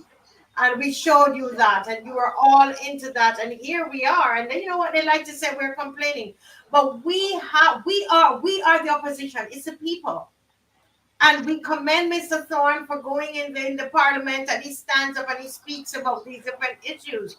But it is us on the outside. We have got to make that voice loud and keep doing it. Amplify what you hear Mr. Murray saying on the show. Go to work tomorrow. Show people the picture and let them see the kind of what they call this is like a blackface government, basically. It's blackface. Okay? That they look like black people. But this is the most colonial. They were more colonial before we even got independence, it looked like to me. And I think that this is somebody wrote and said the PM promised that hardship may only be for 18 months. Remember when she said that? Well, you remember when she said that? She said, Mr. Murray, that the hardship is only going to be for 18 months. Those of you who are yard fowls and you're on here to pick grain and then to start to curse us and to go somewhere, did you hear when she told you? Because you were standing there, you in your red shirt, you were told that it would only be for 18 months. It's now 5.5 years. And guess what? The Salvation Army, an independent organization, is saying, listen, we have now, in terms of giving away clothing, used clothing. Last year was only 1,941 persons came for used clothing. This year, 3,910. And the year hasn't been finished yet. They're talking about the over 30,000 meals that they have to deliver to people. And the year is not done. They said by the time the year ends, it will be over 40,000. The $45 million that have been used to take care of people who are not working because people are hungry. Things are not the same. But she told us it's only 18 months. I'm asking, as Miss McQueen is getting ready and put her in the studio, I want to ask you that you wear your red shirts. You saw what Mr. Murray was saying tonight. You saw how that man was bowing in that picture. A big, strong black man break his back, bowing, and that young white gentleman looked way younger than Mr. Strong. But he could not lift up his eye and look him in the eye. He looks younger, like a younger man to Mr. Strong. Well, to me, although he have a little gray hair there, but there's no reason this educated black man should be bowing like that. You all need to stop it. And this is a picture of what's happening in Barbados right now. And I'm so glad, Mr. Murray, for bringing this to our attention. Can I have one quick word before you bring Maxine in? One quick word. On this question of saying that Bajans like too much complaints, should stop complaining. Barbados had done well because of complaints, because people always wanted better. Then they were not prepared to settle for mediocrity. So they give their opinion, they're expecting. That's how things got better in Barbados. There used to be an informal institution in the 60s and 70s called the Bajan Cabinet, where ordinary men met around the rails of the Fairfield Street bus stand and discussed national issues every night. And it was not seen as complaint. We saw healthy public discourse and discussion and education. So don't let the paid propagandist alias, publicly paid propagandist alias influences, a most disgusting term, try to stamp you're right. That is part of the Barbarian tradition to agitate, and let us keep agitating. Correct. Sorry about that, Maxine. Correct. No man. Mr. Murray, I knew something was going great to happen tonight. Thank you so very much, guys. I want you to like. Remember, I told you why you're to like, because people have said to me up to this week, today Sunday, last week, calling me and said I can't find the show. The reason you can't find the show is that what happens is that they go and they report the show. Okay? Right? They report the show. If they say that it's hate speech or they don't like hearing it, makes them uncomfortable, then what YouTube does is that they're going to put the show further down in the algorithm so you can't find it. You understand? So when you like it, you're doing the opposite of what that person is doing. And so they have their social media warriors that they think that they're doing Barbados a favor by doing that with the show, all right? So all we do, we fight back. If there are 821 of you on here tonight, all 821 of you should be liking. But I know some of you are afraid to like. I understand. But we need to like, and we need to share, and we need to subscribe. Hit the subscribe button that you see there. Okay? Well, listen, school. We have another class coming up, and I'm ready to turn it over. A new page, Mr. Murray, I'm ready. Class time. I'm one excited student. And we have with us no other than what we call her. She's senior teacher. Senior teacher. Maxine McLean. And the floor is yours, teacher. Star teacher. Welcome. You're muted. You're muted, teacher. You're muted.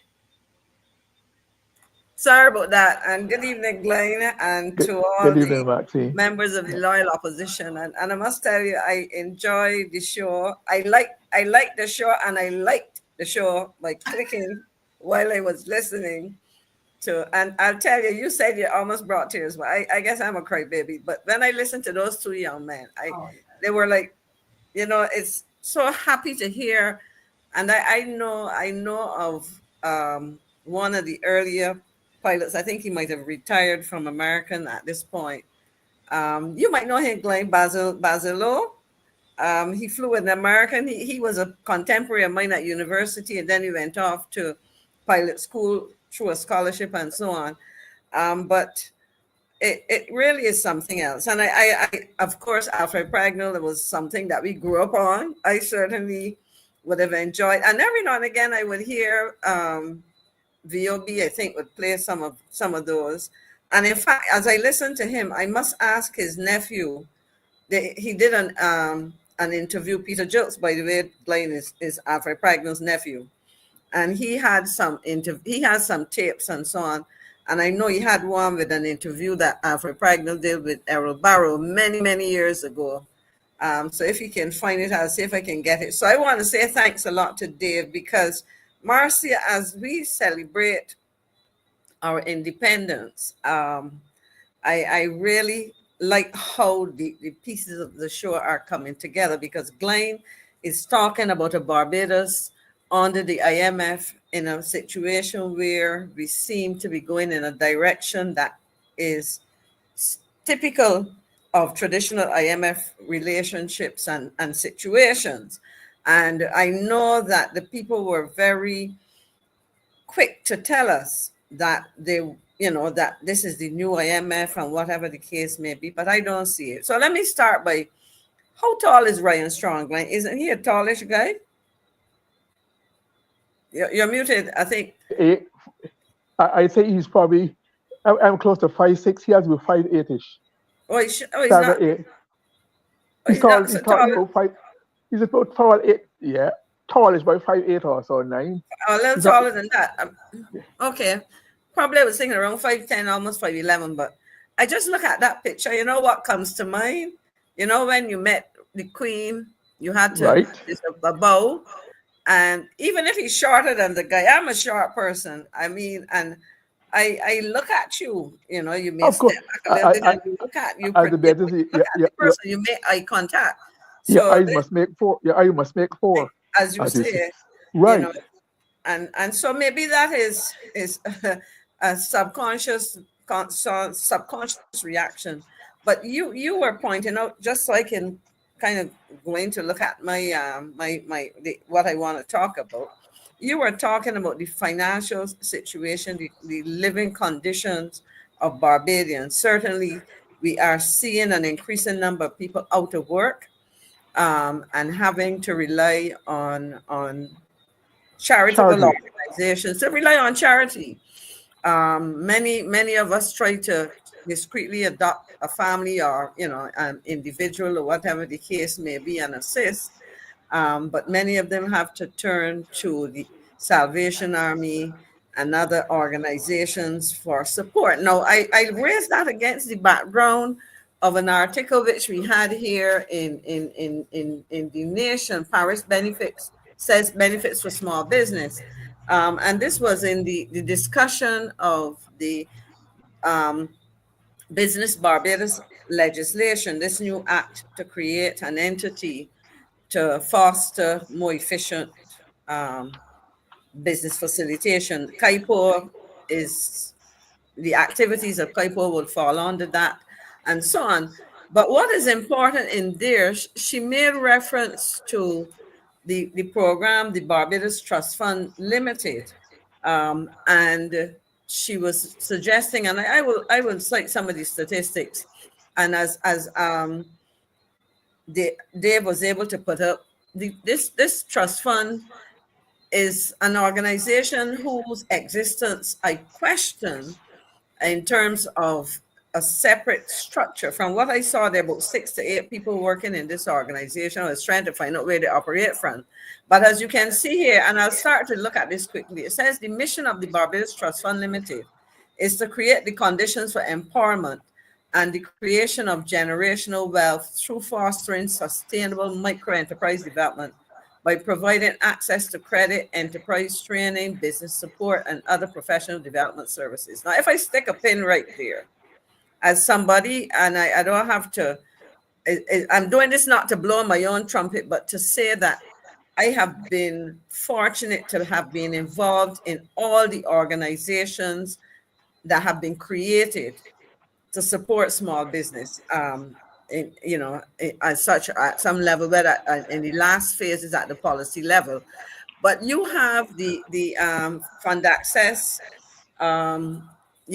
which is if you look at that fund access, and here is scroll up, Dave, so I can see the text, and if you can stop there, and we have now an organization which. The Barbados Agency for Micro Enterprise Development Limited, also known as Fund Access, isn't just supporting local entrepreneurs, it is transforming lives. Now, it says that this was a comment from the Minister of State in the Ministry of Foreign Trade and Business Development, Sandra Husbands, as she applauded the organization for 25 years of serving Barbadians, speaking at a service of Thanksgiving held at the Sanctuary Empowerment Center, Country Road, to mark this milestone. And so, in essence, if Dave can put back up the topic that he had just now, is really the topic. And my thing is that, Senator Paris, we need proof of the stellar picture painted of the Barbados Trust Fund Limited. And I say that, and having put that there, let me share some of what the newspaper says. It says here, and I quote from the Sunday's thing. When I saw this morning, it hit me before I went to church, and I went to church and came back, read the article because I just browsed through the paper and said I had to look at this because a number of things jumped out at me which need questioning or better analysis. And it says here, and I quote, the period November 2018 to September 2024, the total number of loans disbursed by the Barbados Trust Loan Fund is 5,101. The total value disbursed is over 26 million.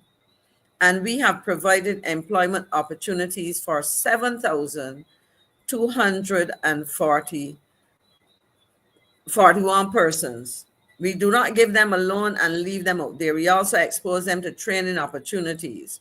And to date, we have given 2,970 persons training. Now, all of that is great. But my question is, when you say you have given, what is said, and what was the word again? Employment opportunities. Now, the trust loan started out as a scheme which offered, in terms of a first loan, $5,000. And my question is, rather than just give me that, first of all, she didn't tell me, or I shouldn't say she didn't tell me because I didn't listen to the debate, but the article, the journalist who wrote this article didn't tell us whether she was quoting an annual report, which I doubt because I have searched and I may not have been fully exhaustive, I suppose, or I might have missed something, but I have searched for annual reports of this fund because it's operating 2018, 19, 20, 21, 22, 20, So you've had 6-7 years of this, almost 7 years. Well, I would say 5 to 6 years in which they could be reporting. I have seen no evidence of any financial reports, any annual reports, because those things are filed in Parliament. I have to go back and look at the legislation and find out what, how they are reporting. Now, if I look at that number and you're telling me that you're lending $5,000 per person and you have an agency of 25 years standing. That's the fund access.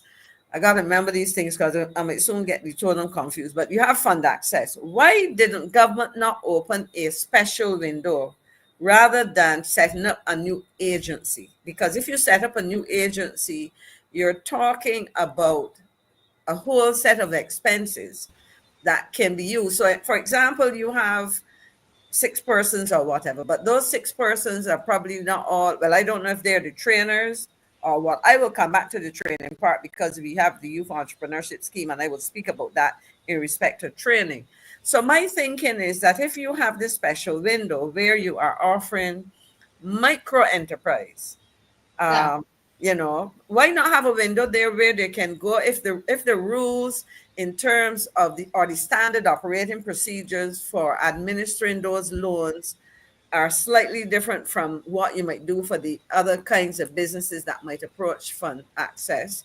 Well, you know, you set up those rules, the staff who deal with those kinds of loans will know exactly what. But I'm thinking they must be housed somewhere, so they're probably renting somebody's property or using government space that can be utilized elsewhere, you know. And so what I see happening against the background was something that Glenn pointed out, that and he was referring to Mr. Strawn's comments that there may be job losses, one, but more importantly, from the beginning and even before the change of government, there was an idea of, well, not an idea, there were plans, and some plans were in train and some have continued to address the whole question of state-owned enterprises, statutory corporations. So you're creating something that essentially is doing a subset of the work of another organization. So you have the Barbados Trust Fund, as it says here, dealing with access to credit. Now, as I said, we have, and the interesting thing from the government perspective, you have fund access, which deals with smaller kinds of entities. And then you have the enterprise growth fund. I don't know, I would have to go and find out what is happening with that, which is supposedly perhaps involving equity financing and some other things, but I don't want to complicate that. But in other words, you already had, when this thing was set up, a structure of 25 years. 25 years that would have had certain experience. I remember prior to 2018 and with the change of government, that the then administration, we took a decision to increase the capitalization of fund access by an additional $10 million. So my thinking is, why set up all of this? Now, my question is, how transparent are the operations? Because they say that, it says, the article went on to tell that people generally don't get refused. Now, I find that interesting. It says here, we do not give a loan. I mentioned that. It says the central side loans were refinanced because from time to time persons run into difficulty. And she said something else here. She said the enterprise facilitated clients' participation in local, regional, and international trade shows and provide exposure at marketplaces, events, and pop-up shops. Now, when I look at that and I think of $5,000 and then a second loan, which could be about $10,000, who really are the clients? What kinds of businesses are you financing? Because if I am borrowing $5,000, it either is that I am looking to do something really micro, like maybe buying and selling refreshments, you know, somewhere or whatever. Or I might have a small, because it says micro. So by definition, micro, you know, I don't want to get into those things, but anybody can go and read and look at the definitions, the standard definitions for micro, small, etc., medium enterprises. So my thinking is, who are these people that will go to this trust loan to go to a trade show? Because if you are, you know, unless, so in other words, you need to tell me and the public of all these 7,000 jobs and or 5,000 and something loans that you were made, break it down. How many of these people already had a business in place? What kind of businesses they were operating in? You know, what was the business's financial situation? In other words, did the person have a short-term cash flow issue? Or is this somebody who just lost his or her job? They were working, let's say, in tourism as a waitress, or they were working at a bakery, or they were working in a supermarket, or, you know, or whatever area. And they are somebody who wants to get into a side hustle, as the young people like to call it, you know, who wants to set up a lifestyle business, as I would call it, to supplement his or her income. In other words, show me something about the kinds of businesses that you're doing. Because if I had to look at this based on what was suggested initially, and you're talking about micro businesses, why are you in the business of paying for trade shows and so on? How ready is a person to participate in a trade show? So in essence, they need to provide more information, because it makes it sound good. Ms. Senator Paris trots out a number, 5,101 persons benefit, 7,000 or something jobs created. Now, my question is, and similarly, what kinds of jobs and if I could have found an annual report or some other write-ups about this, answering these, I would have shared the information. But in the absence of any details, I'm asking them to tell us now. What kinds of jobs, what kind of earnings? Because my little I won't say limited. I would be more than humble. I might be telling a little bit of lies, because I have years of looking at this thing. But from my experience, when we start to look at small businesses, we have to determine whether the business is one that is going to allow that. And I'm talking micro business now, the very, very small businesses as they start up. Is this something that's going to allow the person to earn a comparable income at a minimum as they were earning, let's say, in a job, or are they earning significantly more?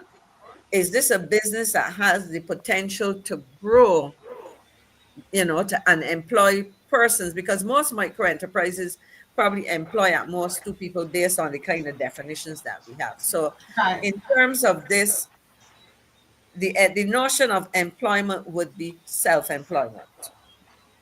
And if it is self-employment, is it a sustainable thing?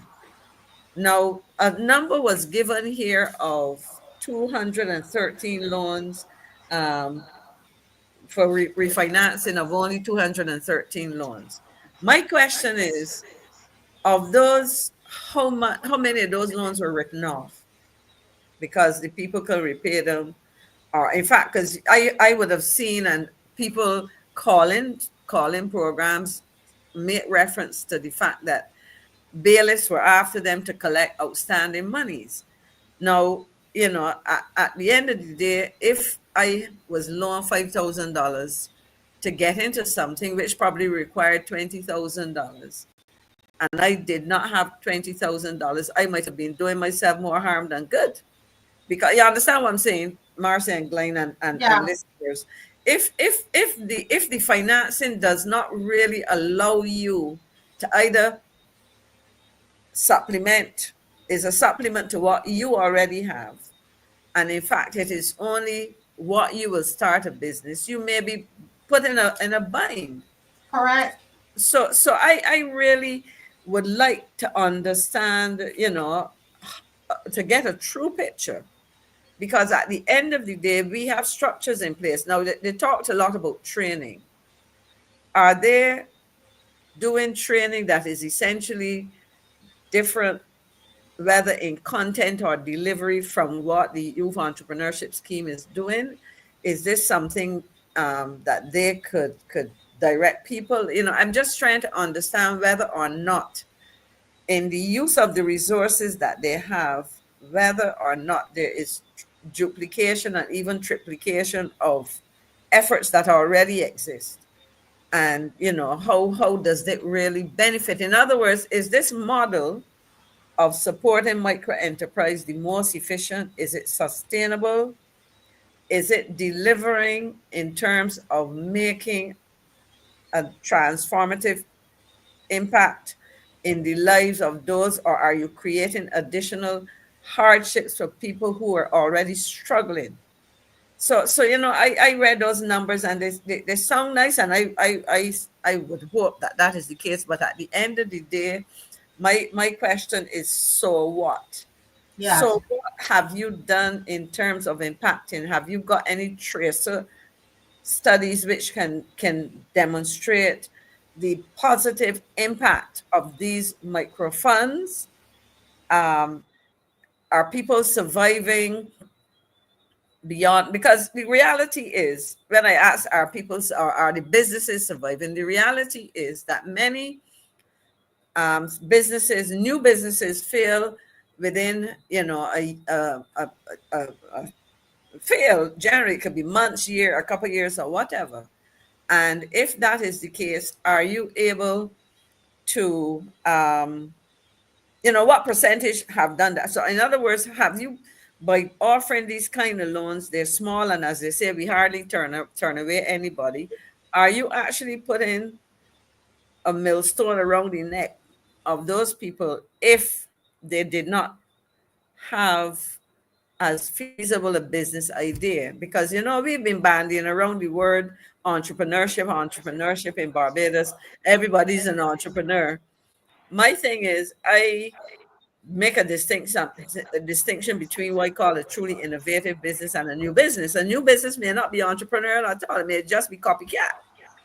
And it may be copycat in an environment in which there is little scope for significant opportunity and growth, So I really would like some more transparency, particularly in the context in which we are already seeing that there are a lot of people out there who are struggling to survive because they either are not surviving on their salary or they don't have a job. And so some people, out of desperation, and in fact, one of the terms that we use in the entrepreneurial literature is what they call forcing events.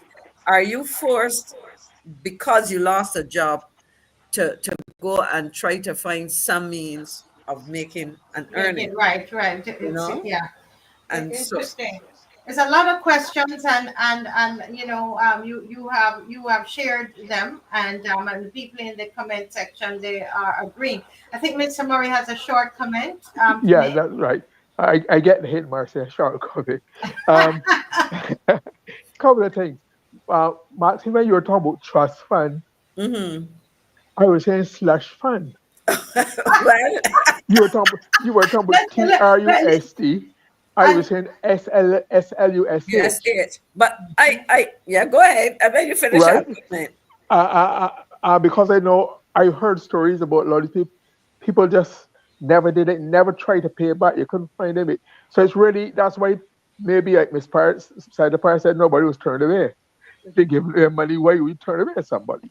The other thing is, these buzzwords always, I don't fall for the buzzword. You talk about empowerment, sustainable wealth, transforming lives, employment opportunities. Bare buzzword, bare jargon. I mean, they never define it. They never give you substance to back it up. And it's just PR, more glitz and glamour. Just like I said, you spoke about entrepreneurship. I spoke about a few cups. Every nut seller is an entrepreneur. Where's the risk in selling that? Where's the risk in selling coconut water? Entrepreneurship is a misnomer just to make people think that they have achieved, that they have a high status. So you don't want to be a vendor anymore. That is too down. So you are an entrepreneur. But vending. Jokers. Yeah. But Miss McLean and Mr. Murray and viewers, I was here thinking that how would we really know if this thing has worked? The purpose of it is to see the economy. We want to see the economy develop, and the way we know that the economy is strong is, can we go to the supermarket, right? Are we saving? Are we, but I mean, all the Salvation Army has already told us what has really happened. Because Kima Safri is also complaining. if you have over 7,000 small businesses you have started in this country, is this what I'm hearing? It was 5,000 people, they say 7,000 employment opportunities. 7,000 jobs, but then 5,000, you've helped 5,000 micro businesses? Right, loans, yeah, 5,000 people. Really? So why we should see the translation, Mr. Murray? Yeah. What's happening at Salvation Army and the people who beat down my phone to go up to Caswell to get a thing. The people who are calling me, Miss Weeks, we just need some bottles so we can sell juice. Everybody wants to sell juice. No, so tell me please. We're not stupid, Miss McLean. Salvation Army has already told us what is happening with the economy in terms of small businesses. I mean, nobody's benefiting. I don't understand. Mr. Murray, you were saying something? It dawned on me that I was talking about we must never forget that we're in the hands of the IMF. And the IMF is like the previous programs they talked about we were in. But if you took your shop to get some body work, a bumper, a brush of hair, repaint the bumper, pick the light. But there are a structural. When you under the structure, you take out the foundation, you trouble the roof, you take out the wall. So that's what the Barbados economy has been gutted. And like you said, it is not manifested. If these small businesses were doing, we were hearing more about the more positive contributions to national insurance and other agencies, right? Higher VAT returns at water. But again, we don't know if there's because we're not getting any reporting on it. Again, not even a bra. We get reports. I'm going to read this for you because I think this kind of answers some of it. Yes, before we go into this other. Yes, and it says, and this is Jerry Amos, who is the person who heads the funds acting general manager. And it's an article, February 28th last year, loans to trust fund applicants a challenge given rising costs. And this is what he said. Head of the Barbados Trust Fund Limited has conceded that the loans from that organization to some persons trying to launch and finance, now this is important, their businesses is not enough in the current environment of rising input costs. Jerry Amos, the fund's acting general manager, told the estimates hearing on Monday morning that the challenge arose over the last couple of years as prices started to climb. Now, the last couple of years is almost the life of the project because you're talking 2018 it started, and he's reporting at the end of 2022, because this is February 2023, so it's 18, 19, 20, it's 5 years or less, depending on, can't remember the starting date in 2018. The money that is being borrowed is insufficient at this time, and persons are complaining about the fact that raw materials not only are expensive, but are sometimes inaccessible. By way of relief and to assist business owners to scale up, Amos said the fund is offering the $10,000 loan, which it was hesitant to lend over the last few years. We realize people need more money because things have risen significantly. And this is the last comment I would read from. Here's an article in Barbados Today of the 28th, around 20th of February last year. And he said, we have also partnered with the credit union. So if persons want money over $10,000, the credit union is willing to give loans over $200,000 to our clients. Now that is a joke. Already one client of the 5,000, well, it was less than 5,000, has moved over, and we have a few more in the pipeline. Now, a credit union cannot take up 100,000 or 20,000 or 50,000 and lend you just like that. You have to have some level of savings. Of course, you have to have collateral, and you have to have in this case, a business plan that will stand up to scrutiny. So you see, I really, Glenn, I am going to end on this. I think for you, I would use your word, slush fund. I can't find any reporting. I would like to see, and this is not difficult. Tracer studies are easy. People can, we watch Youth Entrepreneurship Scheme doing programs on television week after week, highlighting successful clients. Let us see something like that. which highlights successful trust loan beneficiaries. Yes, thank you so much, Miss McLean. Now there is well, coming off of this we kind of flowing tonight. So we're talking here about small business people. We want to talk about the fisher folks. So there's an article that I want us to look at. I saw this in Barbados today, and they're talking here about a shortage of ice. Now, everybody would have heard the fisher folk. They were with opposition leader Rob Thorne as he was speaking on their behalf, and I just want to commend him for that, because a lot of times, we hear people crying out, and we don't look at them. I was so happy to see them inside an air-conditioned office and not standing outside in the sun. He didn't meet them in the sun. He brought them in an office, an air-conditioned office, and that they're able to and they would have called him, because some of them in that from Oistins would know him. So then they would have reached out to him, to come and to deal with this matter for them. But in addition to that, Mr. Murray, we're seeing here that there is a shortage of ice. No, this is like, you're down into you're in a hole, and you're trying to get out, and you're clawing, right, Miss McLean, and you're trying to get out, and some mischievous person at the top start to throw back the dirt inside of it. This is what the government is doing. Here, these poor people, they fought, and they give them a little $2,000 or $3,000 that they give them, right? And that's all right, now we're going to fish now. They're ready now. They tell them that there's a shortage caused by a major setback in the already struggling fishing industry. Because what? The machine break down. Do you hear when I say that this government this Mottley government has lost its way? Everything is broken down. Somebody told me, Mr. Murray, that they went to renew their license and they couldn't even get, you normally get the thing done properly. They got a letter. It was just a letter because the whole thing was, it was broken down.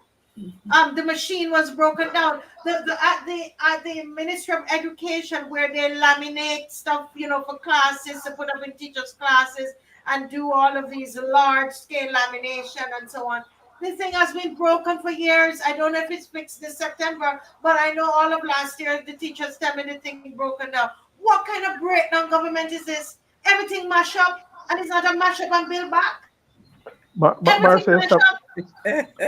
Marcia, sometimes when those breakdowns happen, especially over an extended period of time, they're subcontracted to outside sources. Yeah. And so when they are not replaced in a hurry, somebody's benefiting.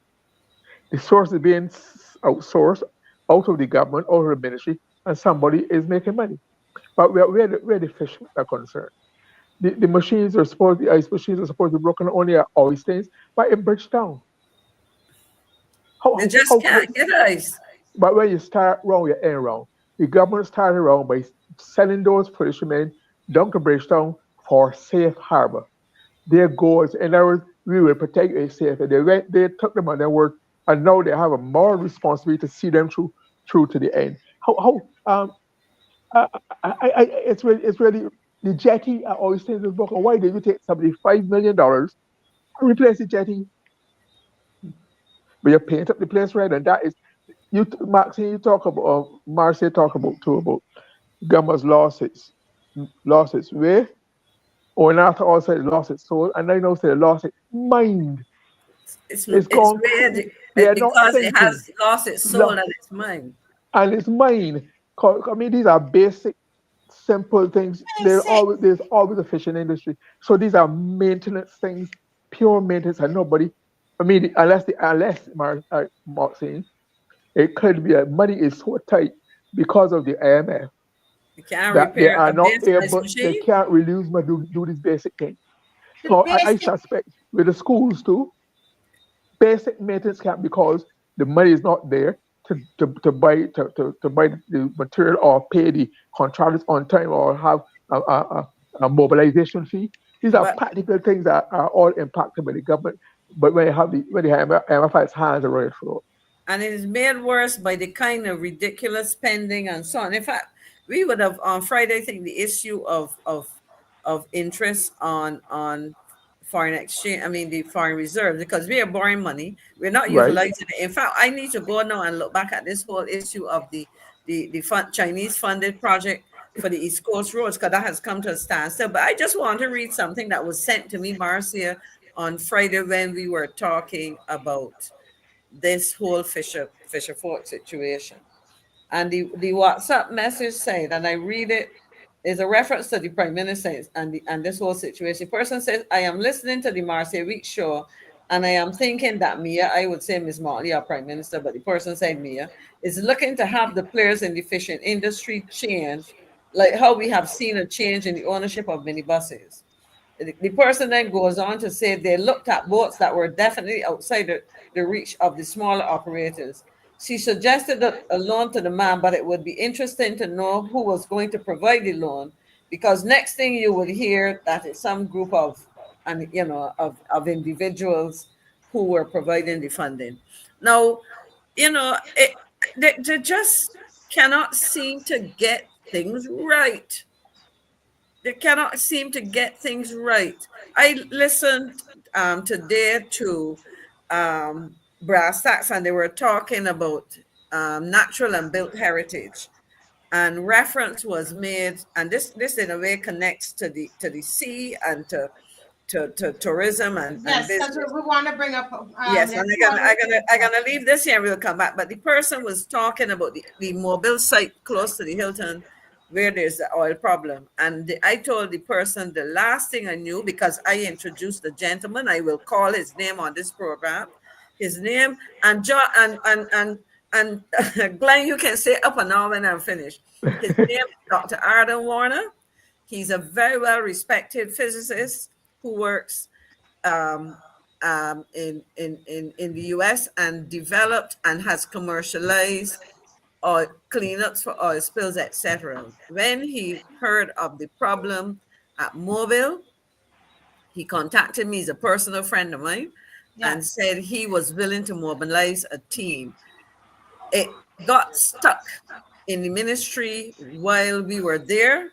But it was left, and I reminded him that since we're out of office, I would remember he contacted the ministry again. People finally spoke to him, but this is now 6 years hence, because that was soon just prior to us leaving office. And this gentleman would have mobilized a team of experts, and I can tell you that his innovations, because this is this was a response. His development of these things was a response to the spill in the Gulf, and he has offered to work with the government, had mobilized a team, and up to now, the problem is still there, and he is concerned that it can cause, depending on, let's say we have an extreme weather event like a really serious hurricane, that it can do significant damage to that stretch of beach if that oil should escape. But nobody's, I suppose because he's a Bajan, they probably don't think that. They're not listening to him. But this is all part of this government that has lost its way, and as Mr. Maurice now saying, lost their mind or lost their soul. They lost their soul. They lost their mind. They lost their way. And that is what has happened. And somebody put up something here. Before I go into the next article I have here, said that the only, he said, I can't see it now, but he made an important part. It's hard to accept. But he said that we are going to see a change when we recognize that those people who went ahead and you believed in this administration, and you were one of those that decided that you are going to vote them in, that realize that we're all part of the problem because we all drank the Kool-Aid, right? And we need to start there. That's where we start, recognizing, oh my goodness, I made an error here. I made a mistake. I thought I was doing the right thing.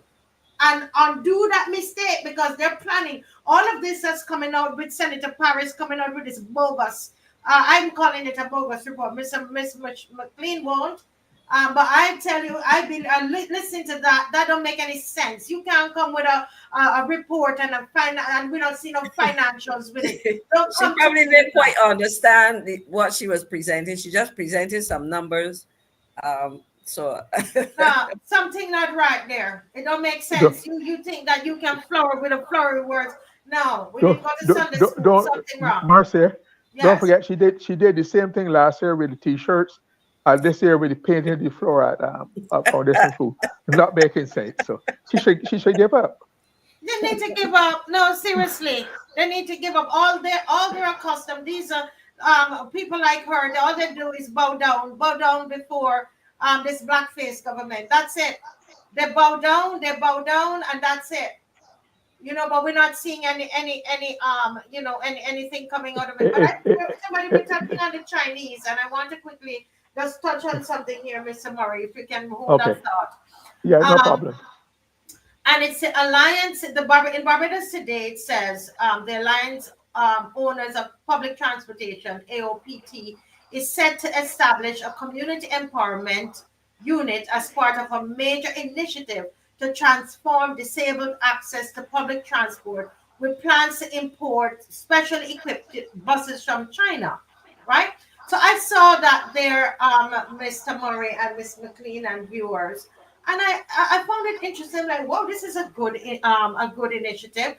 And further in the article, it goes on to say that the deputy Prime Minister Mottley says that the deputy Prime Minister, that they're underway with this thing, and they're going to be, these buses are coming in and so on.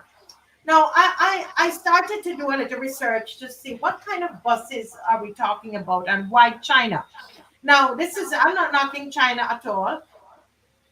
This is not I'm saying that we mustn't do any business with China, but it made me wonder why are we going to China? When I did my research, viewers and panelists, I found out that China is not, when it comes on to manufacturing these types of buses and utilizing these kinds of buses in their country, they're not even in the top 10 in the world in manufacturing or even in using these buses. Sorry, I don't have the time to go into it, but there's another article there that I wanted to show you. In fact, I have found out, because I know we've done the electric buses we've from China. We have some from China, and I found out, I don't know if it's probably somebody might want to do some research on it, more research, that those buses, they are not of good quality. In fact, there's a whole write-up online about it, how bad the bad quality of these buses, when you compare it to buses from other other countries, etc. And I wondered to myself, why China? Is it that we're getting a loan from China to buy these buses? Now, I'm not against the disabled community and providing disabled friendly transportation for our disabled community. But you see, if we had like a stronger opposition with more people and so on, these are things that they would now say, where are we getting the buses? Because it's the taxpayers' money. How are we, getting the money to get? Is it another loan, Chinese loan that we are getting? Why China, when they're not in the top tier in terms of manufacturing these buses? In fact, I mean, they're not even an honorable mention. Why? And it's something, I don't have all the answers. I just started to read it today, and I thought I would put it to you. You guys are smart, the viewers, the panelists, and you can do your further research on this. And if it's another loan, what is going to be tied to it? All of that, and I'm not saying it's not important, but why are we? If we're going to spend money, why we don't get the best for a disabled community? I don't understand. You can shed some light there, Mr. Murray. Yeah, I suspect one of the determining factor will be cost. Mm-hmm. Cost. Japan in manufacturing items is at the stage where China in manufacturing terms is virtually at the stage where the Japanese were in the 60s, 70s, when people look. I remember it used to be a joke when I lived in Canada. They call it made by Japan. You used to laugh at until it got better, and then it came to dominate the world. I mean, Honda, etc., are some of the best products in the world. I suspect China is because it's mass produced, it's very cheap. A lot of the stuff you see for crop over and partying comes out of China because it's very cheap, right? And they're probably following costs because we're in the IMF program. They have to go for the cheapest and hope for the best. I But think it's that not, is the what I think is quality is happening. not good. The quality, we just had some electric buses that just started fires, to burn up. Here in Barbados, the quality, when you check on these, when you research these buses, the quality is very, very low. And I figured it would have to be the cost, but I think these are things, these are questions that we just, because we don't know, we have to ask these questions. Why are they And, doing that? And I'm glad that you said it's a cost. I thought so, but I still wanted people to think but, about that. but where the electric buses and these electric vehicles, we are still learning as we go along. The technology has not been as straightforward and predictable. But the batteries, where they spontaneously erupt in flames, these are things that nobody anticipated or projected. Or so we're now learning as we go along, and it's making some of the investment questionable. Right, and that's the part. The last point you're making is what I'm saying. That when you have strong opposition, when you have, it's like you're going to spend money and buy something. You don't need a group of yes people around you. Already they're saying they don't have any money, and the IMF and all of that. Have we sat down and have we thought about this thing properly? Have we done all the research that we need to do? And so I'm Yeah. just raising the questions. Not nothing against China, but the thing is, if already I just spent probably 10 minutes and it's telling me that the quality is usually low, when it compares to the manufacturing quality of other in other countries. So it's just something to think about. I have one last comment on this question of cost and spending money. I am told that the government is talking about, I think Minister Chantal Moroni and also Minister Brown over the weekend talk about the gathering in Barbados for 2025. I understand that the government some people who were trying to hold some fete have told me that they were trying to get some locations to hold events in the next year. And the government is seeking to hold a free fete every weekend for next year. A free fete every weekend next year for the gathering. I think that's a free fact. They are preparing to mount. You have where you're inviting Barbados to come back home. They're gonna have celebrations by parish. I'm glad to see they picked up on my community independent celebration format, parish by parish, the party colors, and they have celebration each parish each month. And along with that, the government gonna be paying for sponsoring a free event, a free fete every weekend for the year. How many weekends in a year? So a few people can make real money. I know that a few artists, the chosen few, will do very well. Yep.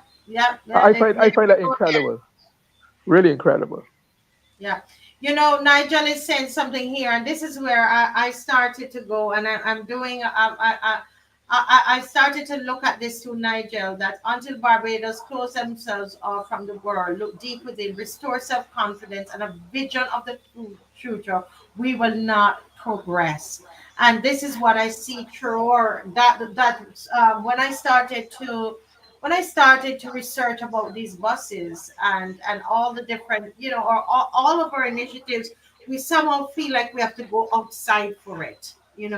And I'm looking at Traore and what he's doing there. Dave sent me a video of with Ethiopia, how they are doing lots of trading and training and export among themselves and so on. And I thought, wow, if we could just have some leaders that have that kind of vision, where we know, look at how we started the show, and a smile on our faces. Oh, it felt good to be Barbadian. Can we just kind of like bottle that up, and somehow try to see how can we dig deep into that. There's more where that is, where that came from, and begin to really make our country. I almost say make our country great. I don't want to use that term. What I'm trying to say is where we can really revive our country, revive the Bajan spirit, preserve, develop, and it takes vision. It takes vision, and it takes a leader who is going to be able. Yes, you have the vision, and then the people are coming with you. Mr. Murray, the people are moving with you in creating this vision, in bringing it to fruition. I mean, I just hope that we could dream again as a people, and not be looking outside for everything. I don't expect to see any worthwhile vision coming out of the present Prime Minister. Frankly, the last time she had a vision of anything which the country thought was going to take us in prepare for the future was with EduTech. You remember EduTech? Yes. What became of that? That was supposed to be a visionary thing to prepare us for the future, to do such great stuff for our young people and their computer skills and what, right? And then remember there was the islands offshore. We don't want to build islands offshore, as though there's a demand for a bigger Barbados. It costs money to build, so those kind of pipe. I don't know if they're pipe. They're just fanciful things that sound good, just like the empowerment and the sustainable world, all the transforming. They're just those kind of buzzwords that sound good on paper, like the manifestos or whatnot. Yeah. To impress you, really and truly, there's nothing. And in final analysis, you talk about vision. Barbados had became what it was up until recent times through the vision of its various leaders. They had people at various levels who had visions, prepared to work at it. Because we don't have that quality leadership anymore. We have to accept that, and it will not come overnight. It will not come out of this project because in the final analysis. Mr. Murray, the last thing, because I want people to start calling in. We want to No try problem. to get that part of the show back up. But just one more thing I want to show the people tonight. And oh Lord, Dave, can you put up that picture? It's in your WhatsApp of the Prime Minister, and she's in the same outfit. I want you to see it. She has on the same outfit, and you can correct me if I'm wrong. If I'm seeing it wrong, you can tell me. But Dave, it's in your WhatsApp. It's the same outfit, Miss McLean, that she wore to the Mr. Ford's funeral, and that she also wore to the lighting ceremony. And we remember it because we had a talk on the show, and that she had several of them. But I want people to see, because when we talk about these kinds of things, and get ready, callers, to call in. Let me make sure everything is set up here properly for you.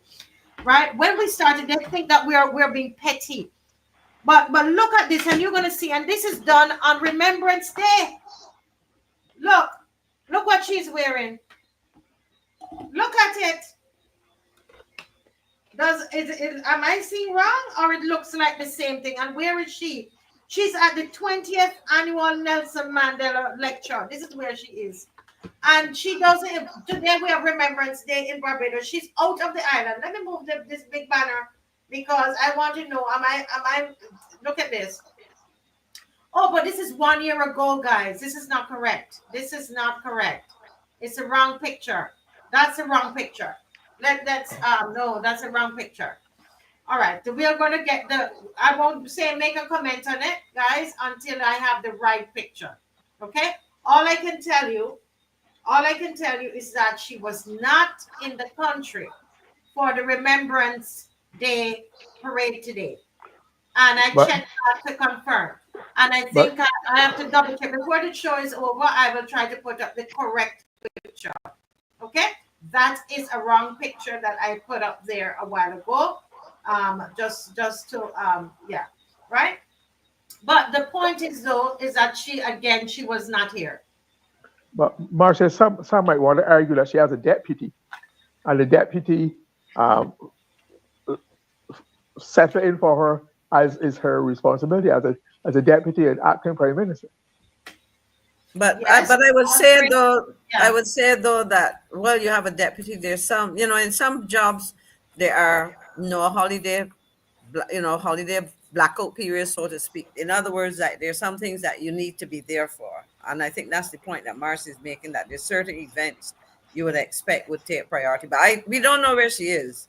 I don't know, because I haven't seen any releases. And if I can answer that, if I can also say, Mr. Morrow, why I brought it up as well, because I did think of that. It's just a number of times, right, that she's out of the island, and I'm saying that it has gotten a bit too much now, and we are looking at our independence period. It's like you have a parent, and even if they're going to do something that is going to benefit the family, you're looking again and you're like, you're gone again. It's like too many times. That's how it feels. Maxine, where is the next COP taking place? You back at Chad or something like that? Somewhere in Eastern Europe, if I remember correctly. Maybe that's where she's gone to. You back at Chad, I think that's how you pronounce the country. Let me check the dates for that. The 11th to something. Let me check. 11th to the 22nd. Maybe that's where she is. Maybe, let me check. And then they would say that she's going for the world stage. She's been requested. Yes, but we, as I said at the beginning, we did not vote for celebrity. We voted for prime minister. And listen, Mr. Murray, if she was staying home for a lot, and it wasn't as often, and then this one time, and she comes to the country, or not one, and it's a Remembrance Day, but we have this, we will celebrate her as she goes. But no, every time we look around, she's gone. I think Glenn is correct. It's actually, it says here, the next conference will take place in Baku, Azerbaijan. November, it will take place from the 11th to the 22nd in Baku Stadium. So I presume that, but you say, I don't know, but there was a standard of doing press releases when, and you would hear when the prime minister is away. You would see the delegation. I will never forget. There was a climate change conference in Samoa, and the now prime minister, then leader of the opposition, took delight in flashing the cabinet paper around and referring to the details and the cost of the delegation. I remember it correctly because it was led by the then prime minister, and I did not go, which is the norm, but because we felt that to have the Minister of the Environment and the Foreign Minister who would normally travel when the Prime Minister it was not good financial sense. But we don't hear anymore. We don't hear anymore. You don't hear much in terms of reports coming back either. But Barbadians seem quite comfortable with that. So I have a little concern because I know first the real prospect. I don't have any chicken to eat with my country's independence. I mean, that's a horrifying thought. No chicken. Barbados is. I remember Tom Adams pointing out to me in the 80s that Barbados per capita had one of the highest consumption chicken in the world, and also we clip biscuits. That type of biscuit that per capita we eat or biscuits of that type in the world. So they have no chicken. It's almost it's crazy. It really is crazy. But they were saying why all the wild chickens, but apparently people are resorting to catching some of them and so anybody who wants to come into my mango tree about midnight tonight, and they will find some sleeping in that tree. And they can become chickenpreneurs. Well, everybody's chickenpreneurs. What's wrong with that? You gotta be creative. This is free-range chickenpreneurs. Chickenpreneurs. Oh my God! Let me It is just sad. remind, we're having fun. Let me remind the viewers, we want you to call in. We want you to be part of this discussion. If there's anything you heard tonight or you have something brand new you want to talk about, we have this last 24 minutes. It's yours. Well, it's been 30 because I've been waiting on you. So we're asking you to call. I know that someone was ready to call, and I told him, let me see if I could call him back. So, folks, in the meantime, like. Remember, you've got to like. Exactly, Miss Motley. Jeannie Motley's asking. Look at Jeannie Motley's question. I was wondering about that today. When was this public discussion about emblems going to happen? I think the report has to be circulated first. The reports have not been. The reports of the person who compiled it have not been. They're supposed to go to Parliament and then also go to Parliament and then distribute to the public. Yeah, for discussion. But that's a thing. Anyway, I'm waiting to see how that is going to happen. If we're going to really have meaningful discussion, you have to plan for it. But there's a caller on the line. Good night, caller. Hi, good night, Marcia, to all, and good night, Glenn. Good night, Maxine. Good night. Good night. Good night, sir. Yes, sir. I kind of agree with you more. They're planning all this big regathering for the diaspora, a lot of parties and a lot of different social events and stuff like that. In one way, that's what they're trying to bring people together. But how is that going to help the economy? How is that going to help the average man and woman out there in the streets that are currently right now suffering? We hear of a shortage of rice. We hear of a shortage of the shortages of everything, which brings to mind that we beg to suggest that there's no structure in, if not all, the majority of these sectors that's run by government. So they need to establish structure. There's no structure. They're just going ahead, and you could say shooting first and asking questions later. And my question to the panel and to Marcia, have we found out with these loans that they're borrowing, what is the time frame or the time lag they have in between to pay back loans? And if they have started to pay back, who are the actual debtors that they've paid back, and how much interest would have accumulated or is being accumulated over such a time period? That would be my question. Yes. You guys. Yes, thank you so much. Thank you for calling. Thank you so much. God bless. Yes. Well, first he was asking about the gathering. How will that help economy? And yes, so what anybody wants to talk about, how can it help the economy? Well, I could. All right, go ahead. No, you go ahead, Marcy. I was going to say, I think go ahead, Marcy. The fact that people come home, they will spend some money in the economy. Now, I would need to find out.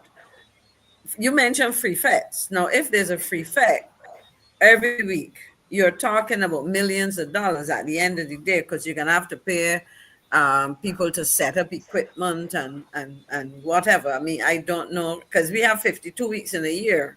Right. You know? Precisely. So I think, but I would contrast that. What I would say, it would be nice to see a full program, having coordinated the 50th anniversary of independence. And I remember, and I can go back and bring the budget. As I say it now, I'll go back and look. But we had a series of activities, but a lot of those activities were educational in nature. While some of them would have been entertainment, they would have been, information shared about our history and whatever. So I would like to see what we're doing now. in addition to coming home and spending money in the economy on a holiday, because that's essentially what it is. Yeah. The question is, what else are you requiring? I know, for example, when we had every 2 years, we had an alternate years biennial diaspora conference. And so we had where people came in. I think I would have met you at one of those marches when we were looking at the business of film and that kind of thing. Yes. And people were able to engage. We had young scientists. The daughter of another Commonwealthian, the late Royal Hollingsworth, his daughter, Dr. Hollingsworth, she would have been sharing with young people as somebody in science.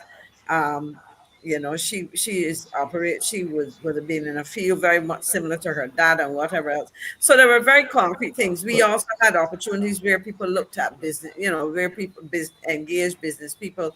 So I would like to know what the objective is. On the other hand, when we in the alternate year, we had Barbados comes to, and we had business people and others going into jurisdictions. We were in Atlanta, we were in a couple of places in Florida, we were in South Carolina, we had some activity in Canada, things were planned for the UK. So I would, and that was to let people explore opportunities. For example, I remember the fertility clinic here attended the conference in Atlanta, and what came out of that was that in terms of the reputation and success rate of that clinic, Barbados seemed to have been doing very well. You had other people exploring business opportunities. So I would like to know, other than entertainment, what exactly are we hoping to come out of that? And I want to say this before I stop. I am disappointed that we call it regathering. And the reason I say so, in the early days of planning our diaspora conference, a guy from Ireland found his way to me. I don't know how he heard about what plans we were making. I suppose he might have heard something. And he came to me offering his services as a consultant. And he shared with me what they had done in Ireland on a similar event called the gatherings. So instead of saying the gathering, we say we gathering. So I hope that they simply borrow the idea and then pay anybody for the idea. But I'll stop there, Marcy. That's the thing about it as well, But I mean, it can be, and to answer his question, definitely, this can help to boost the economy. I mean, we would still have to think about the crime situation, because if you're going to have effect, if it is really true every week, then diaspora understand you need to find out from this government what they've done about the crime situation in Barbados, and that is pure pow. That is what is going to happen. And if you, because right now that's what's going on, right? If I may add, Marcia, you understand the sub slogan you're gathering, according to what I heard from Chantel Monroe right there, she's saying, "Come long home." The tiger is come long home. Okay. In Barbados now, everything has to be vernacular. Come long home, the gathering art. But apart from that, it can work if it is structured properly. If you have because I will tell you why I say that, because when we set up community independence celebration, when we were having a major event in a parish, we asked the committee to source carpenters, an electrician, a plumber, so any work was done and left in the community. And as a matter of fact, a number of businesses sprung up out of those initiatives, so it can work. But what I'm afraid of, the way I'm seeing things go, is that, like I spoke, the chosen few, the elite of the entertainment world will get jobs.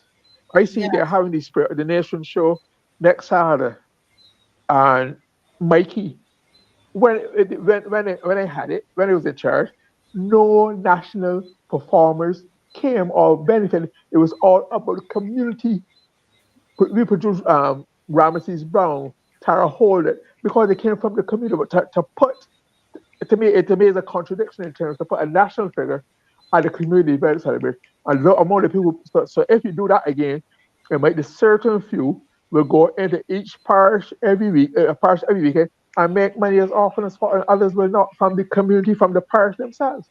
They all depend on how it is structured and organized. Correct.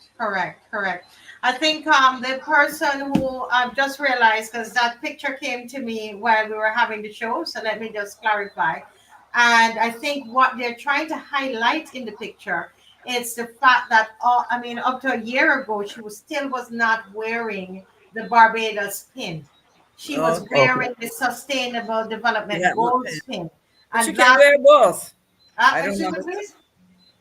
I was saying she can wear both at a minimum. If you want to really sustainable, put the Barbadian one above that. Above it, but you should have, as you are the Prime Minister of Barbados. So I think that's what so that's clarified. That is what they sent it to me for. Okay, so apologies. So maybe she has broken with the broken trident. She will bring a new flag.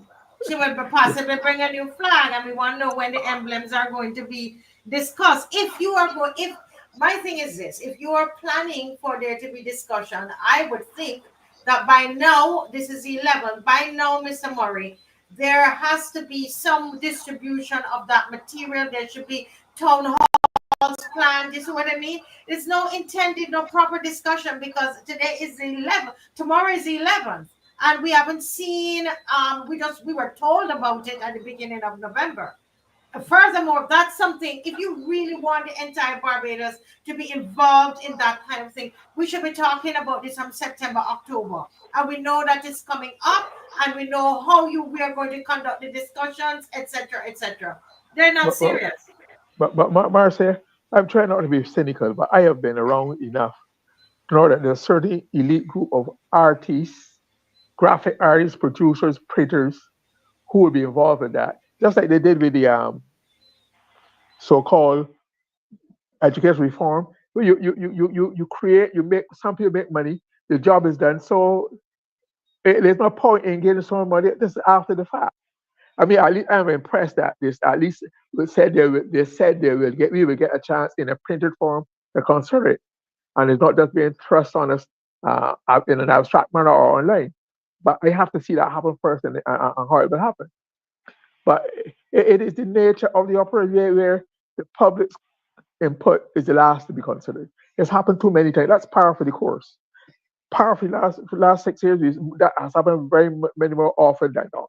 So we should get accustomed to it and be surprised when that doesn't happen out there. So I guess we'll have to wait and see. Yes, definitely.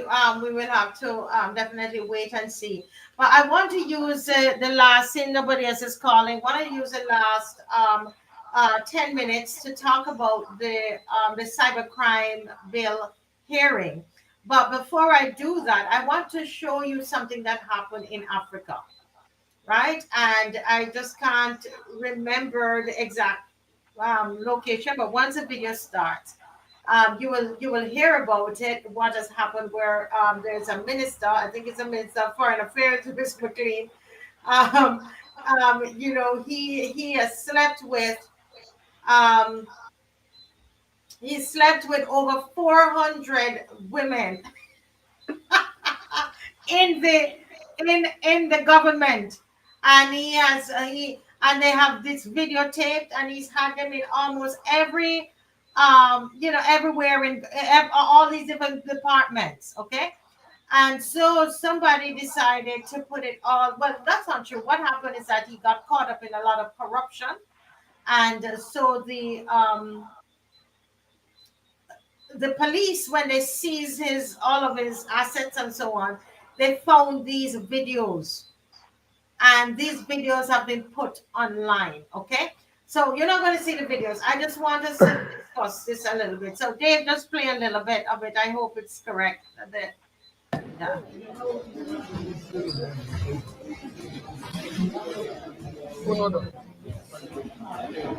Can you hear anything?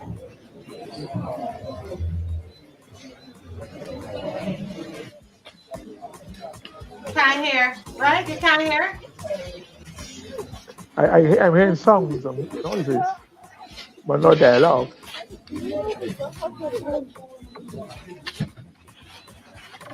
I don't know why. There's no narration.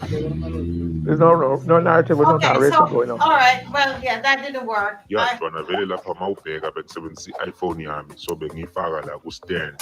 Despite the government shutting down social media, footage of Equatorial Guinea's former director of the National Financial Investigations Agency, Baltazar, chained while taken into police custody and being taken to Malabo Central Prison, where he will stay to await his judgment, has surfaced. The father of 6 is still under investigation and being accused of corruption and embezzlement of several billion CFA francs. This comes after he recorded 400 sex tapes with several married women. After the shocking story went viral across Africa and is currently trending globally, the government of Equatorial Guinea quickly shut down the country's internet to prevent the further circulation of Baltazar's S-tapes to the rest of the world. According to a reliable source, the 54-year-old married man has been doing this for a long time, and the 400 tapes in his mobile phone and gadgets are just the tip of the iceberg. Incidents where he might not have recorded the act allegedly could be more than the tapes found. Baltazar Ngonga has also been fired as the Director General of Equatorial Guinea's National Financial Investigation Agency and replaced by Zenon Obiang.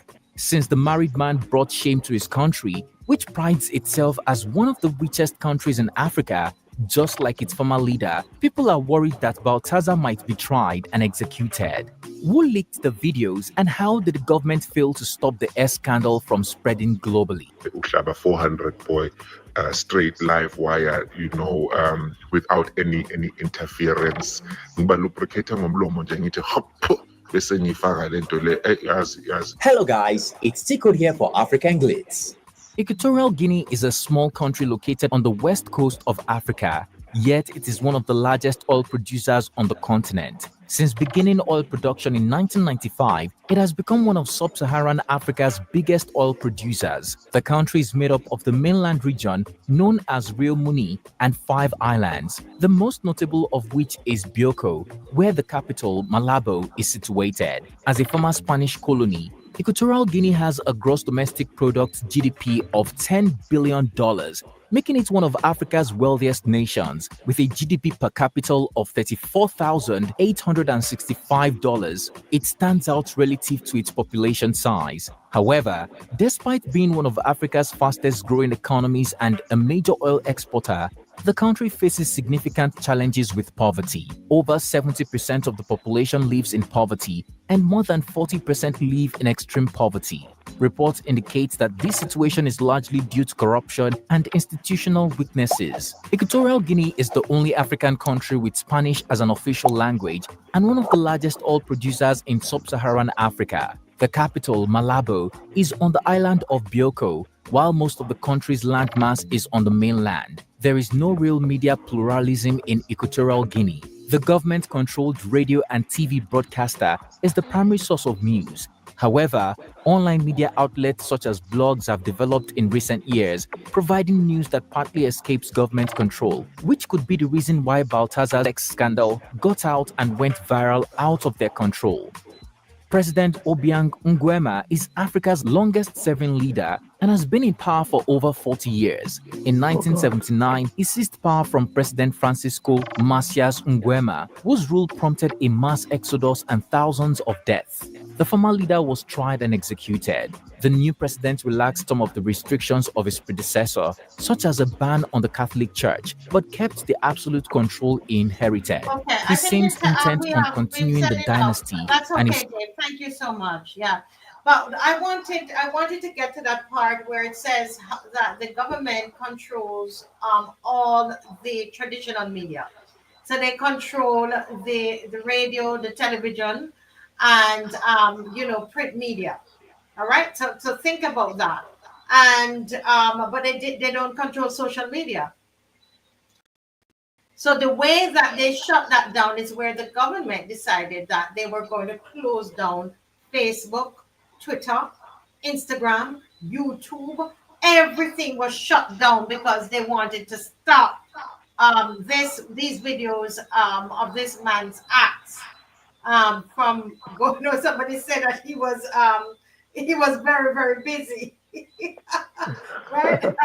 but I brought that up for a reason to show when the government can then decide. They decide because it's not in their best interest. It's not making them look good, so they decide. Listen, we're just going to shut it down.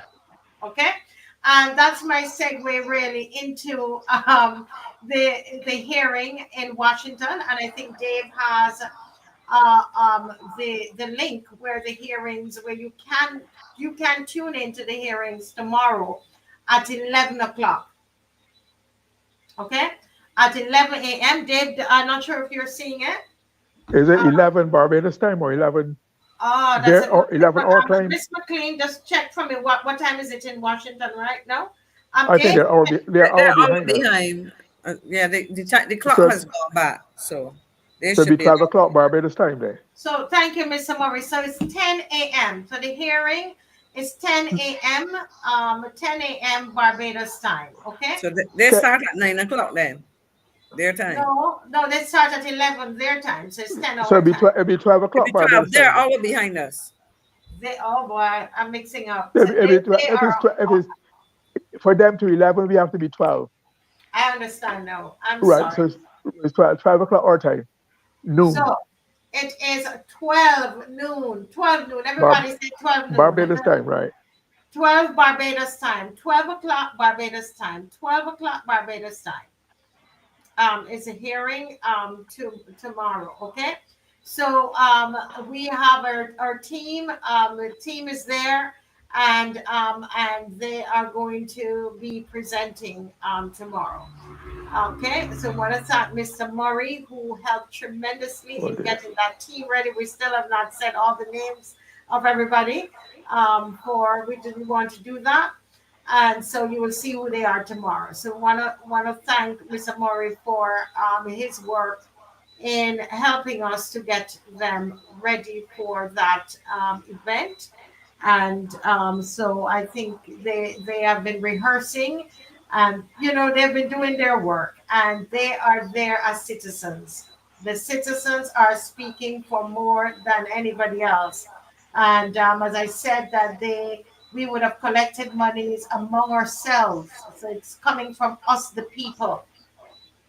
And and that's how they're there. Down to some of the, what they're wearing, their little pins and all of that, people in the diaspora and so on. So in total, there should be approximately 14 persons there from the diaspora, and living in Barbados, okay, as representing us on this cybercrime bill, okay? So if you're interested in the link, you can always message me, 236-7000, 236-7000. I'll send you a little flyer along with it, but that flyer is going to say 11 o'clock, but it's 11 o'clock, as Mr. Murray and Mr. McLean has pointed out, in Washington, their time, okay? But it's 12 o'clock Barbados time, okay? So that you can join in, all right? So that brings us to the end of the show, Miss McLean. We're at the end of the show, and what are we saying to the people before they go? What do you want to leave with them? Well, I would leave. I wish the delegation in Washington the very best tomorrow. I think it's a very important issue, and as you showed the images of Equatorial Guinea, I happen to have gone there, and notwithstanding the very high, relatively speaking, per capita, as they point out, income because of oil, it's a small island. The money is controlled by President Obiang Nguema and his family. His son, a couple of years ago, came here and stayed at our most exclusive hotel, and and so it is unfortunate that not only are they're squandering the resources of the people, but they're also trying to silence the people when they seek to highlight wrong and so on. And these are the things people will say not about here, but every bit of freedom that is lost, or every bit of standard that falls, whether it is transparency of operation of government and standards in the private sector or whatever, you know, a fall leads to further falls, and that's where we end up, you know, along a continuum that we wouldn't want to. So I just want to say, as we celebrate our independence, remember what brought us here. And in fact, Marcia, as you were talking about, and Glenn, it reminded me that I should go and revisit an initiative that was done during the celebration of our 50th, and that had to talk about Barbadians and the values going forward and the things that we thought we should hold on to. I know there was some work done, research done by the University of West Indies on behalf of the government in that respect. So I'll go and look for it and share on my next occasion, once I can get my hands on it, what was intended, what the findings were, and how we can use that going forward to work on us as a people. Yes. Thank you, Ms. McLean. And Mr. Murray, what do you want to leave with the people tonight? I hope, and thank you very much for the very kind things you said about me, but I felt it was a national duty. I could not help but make my contribution in whatever little way I can. But I think it's a momentous occasion. And I think Barbados should join it collectively by almost anybody who could join online should watch it tomorrow. And make sure we share and form to help generate further. Because the battle will not end there. But to me, this would take it international, just like how the people in Equatorial Guinea would have wished they could have stamped it out, suppress it. It's too late. And I think we've now gone to the wider scale, and we have to anticipate, take advantage of that, and make sure it serves the purpose, the long-term purpose of Barbados in the best way possible. And I just, not luck, I think they're well rehearsed. They have to just do their job, and they represent Barbados' excellence in a way that has never been done before. Yes. Thank you so much, Mr. Murray, and the entire team made up of viewers from this show, The Loyal Opposition, who come together and you've met and you did all the callings, the emails, and everything. All the background work has been done by you, the citizens. Nobody has been paid to do anything. You know, no lawyer is paid, nobody is paid, all volunteer. Coming out of this show and the Loyal Opposition, we have met, we have researched, we have written, we have, you know, come together, and it's a team effort. And it's from you, Barbados, everybody, okay? So make sure that you join us tomorrow at midday, and you can send the link and send it out to others, okay?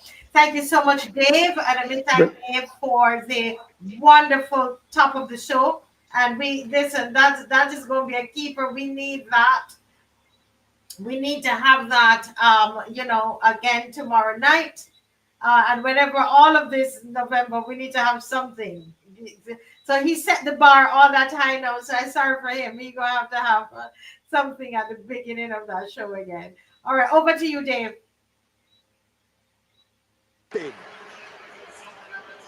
Vai! Onko se Terence Trammell? 2 kertaa Olympia 2. 2 kertaa MM-kisojen 2. Kaikkien aikojen tilasto 9. Yhdessä David Paynein kanssa 3. paikalla ajalla 13-12 maailman tilastossa. Suurvoitto puuttuu, mitaleja loistavia suorituksia arvokisoista riittää. Iso-Britannian William Sherman juoksi 13.38 välierissä ennätyksensä ja taputtelee siinä itseään sen verran, että alkavat olkapäät punottaa. Mitäs siinä? Finaaliin kun lähdetään, niin saavat vähän punottaakin ja sitä mentävät myöskin brittikannattajat. Tuima ilmes siihen päälle vielä kohta tullaan. Sitten Peter Svoboda. Yllätysmies varmasti finaalissa. Euroopan hallimestaruuskilpailujen 3. Pekingin välieräjuoksussa mukana. 13.33 välierissä kauden paras. Ja ulkoradalla kokenut Maurice Vingaala. Atenan 4, Helsingin 7, 13.43 välierissä kauden paras. Siinä he ovat.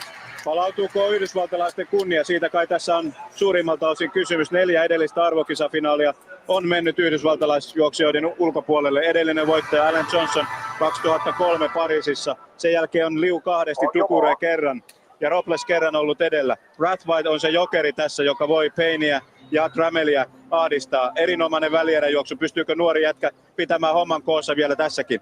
Aina kompuroi joku. Kuka se on tällä kertaa? Ja Tramel hakee sitä unelmaa. On jo pitkään jahdannut sitä. Nyt se olisi tarjolla. Tramel kompuroi Pekingissä, keskeytti alkuerissä. Nyt olisi elämänsä tilaisuus viedä se iso potti itselle. Sitten vielä pistetään sivunumerot syrjään, koska nyt keskitytään pelkästään ja ainoastaan siihen, että vaikka aitaa kaatuu, niin mies tulee kovaa. G-Way, Thomas, Payne, Braithwaite, Trammell, Sharman, Svoboda, Pinnoll, siitä vastaan liikkeelle, tasainen startti, keskeltä lähtee hyvin David Payne, kaikkein parhaiten tulee Payne, hän johtaa tällä hetkellä kilpailua selvästi, asemalla tulee Braithwaite, Trammell tulee hyvin, tulee Trammell voittoon, Trammell nousee viimeisellä kärkeen, meneekö voittoon asti, kova kamppailu, ja taitaa olla niitä David Payne vie voiton, David Payne heittäytyy loistavasti ja menee maalikameran kuvaksi, siinä ovat David Payne, Ryan Braithwaite ja Terence Trammell, kaikki samassa nipussa, näytti siltä, että David Payne tulee kaikkein parhaiten viimeiset metrit ja heittäytyisi voittoon 13-12. Kaikki ovat silmät pyöreinä. Kuka vei? Braithwaite katsoo, että oliko se minä. Trammell katsoo, että mitä tapahtuu. David Payne tutkii siellä. Kaikki jännittävät. Tasainen lähtö. David Payne saa erinomaisen lähdön radalta 3. Aivan mainio lähdön. Siinä myöhästyy Ryan Braithwaite aika pahasti. Katsokaa, kun Trammell alkaa nousta. Sitten alkaa jälleen David Payne tikata. Nyt lähtee Braithwaite uudelleen tulemaan sieltä. Todella tasainen ja kyllä se siinä on nyt. Ei lähdetä turhaan arvailemaan. Nimittäin voittaja on selvillä ja hän on Barbadoksen Ryan Braithwaite. Ajassa ajalla 13-14 juoksee maansa ennätyksen ja sittenkin heittäytyy maaliviivalla kaikkein parhaiten, mutta kyllä se on tuhannesosa peliä ja hän katsoo itsekin, että herranen aika. Minäkö sen tein? Juoksi siis välierissä 13-18. Maansaennätyksen parantaa 400-osalla. Ei usko vieläkään, että hän on se voittaja. Täällä on jo tuloksissa Ryan Braithwaitein nimi, mutta tutkitaanko siellä kuvaa? Pakkohan sitä on ilman muuta tutkia. Se on täällä myöskin suurella tulostaululla ja kansa hiljenee katsomaan, mitä tapahtuu. Ryan Braithwaite 13-14, Terence Trammell 13-15. A good thing to end on. We are celebrating everything Barbados this evening, okay? All right, guys, have a good night. And the same way that Barbados pulled through, right? We're going to do that, right? But you see, he was trained and ready under good leadership, the right leadership. All right, bye-bye, folks. Good night.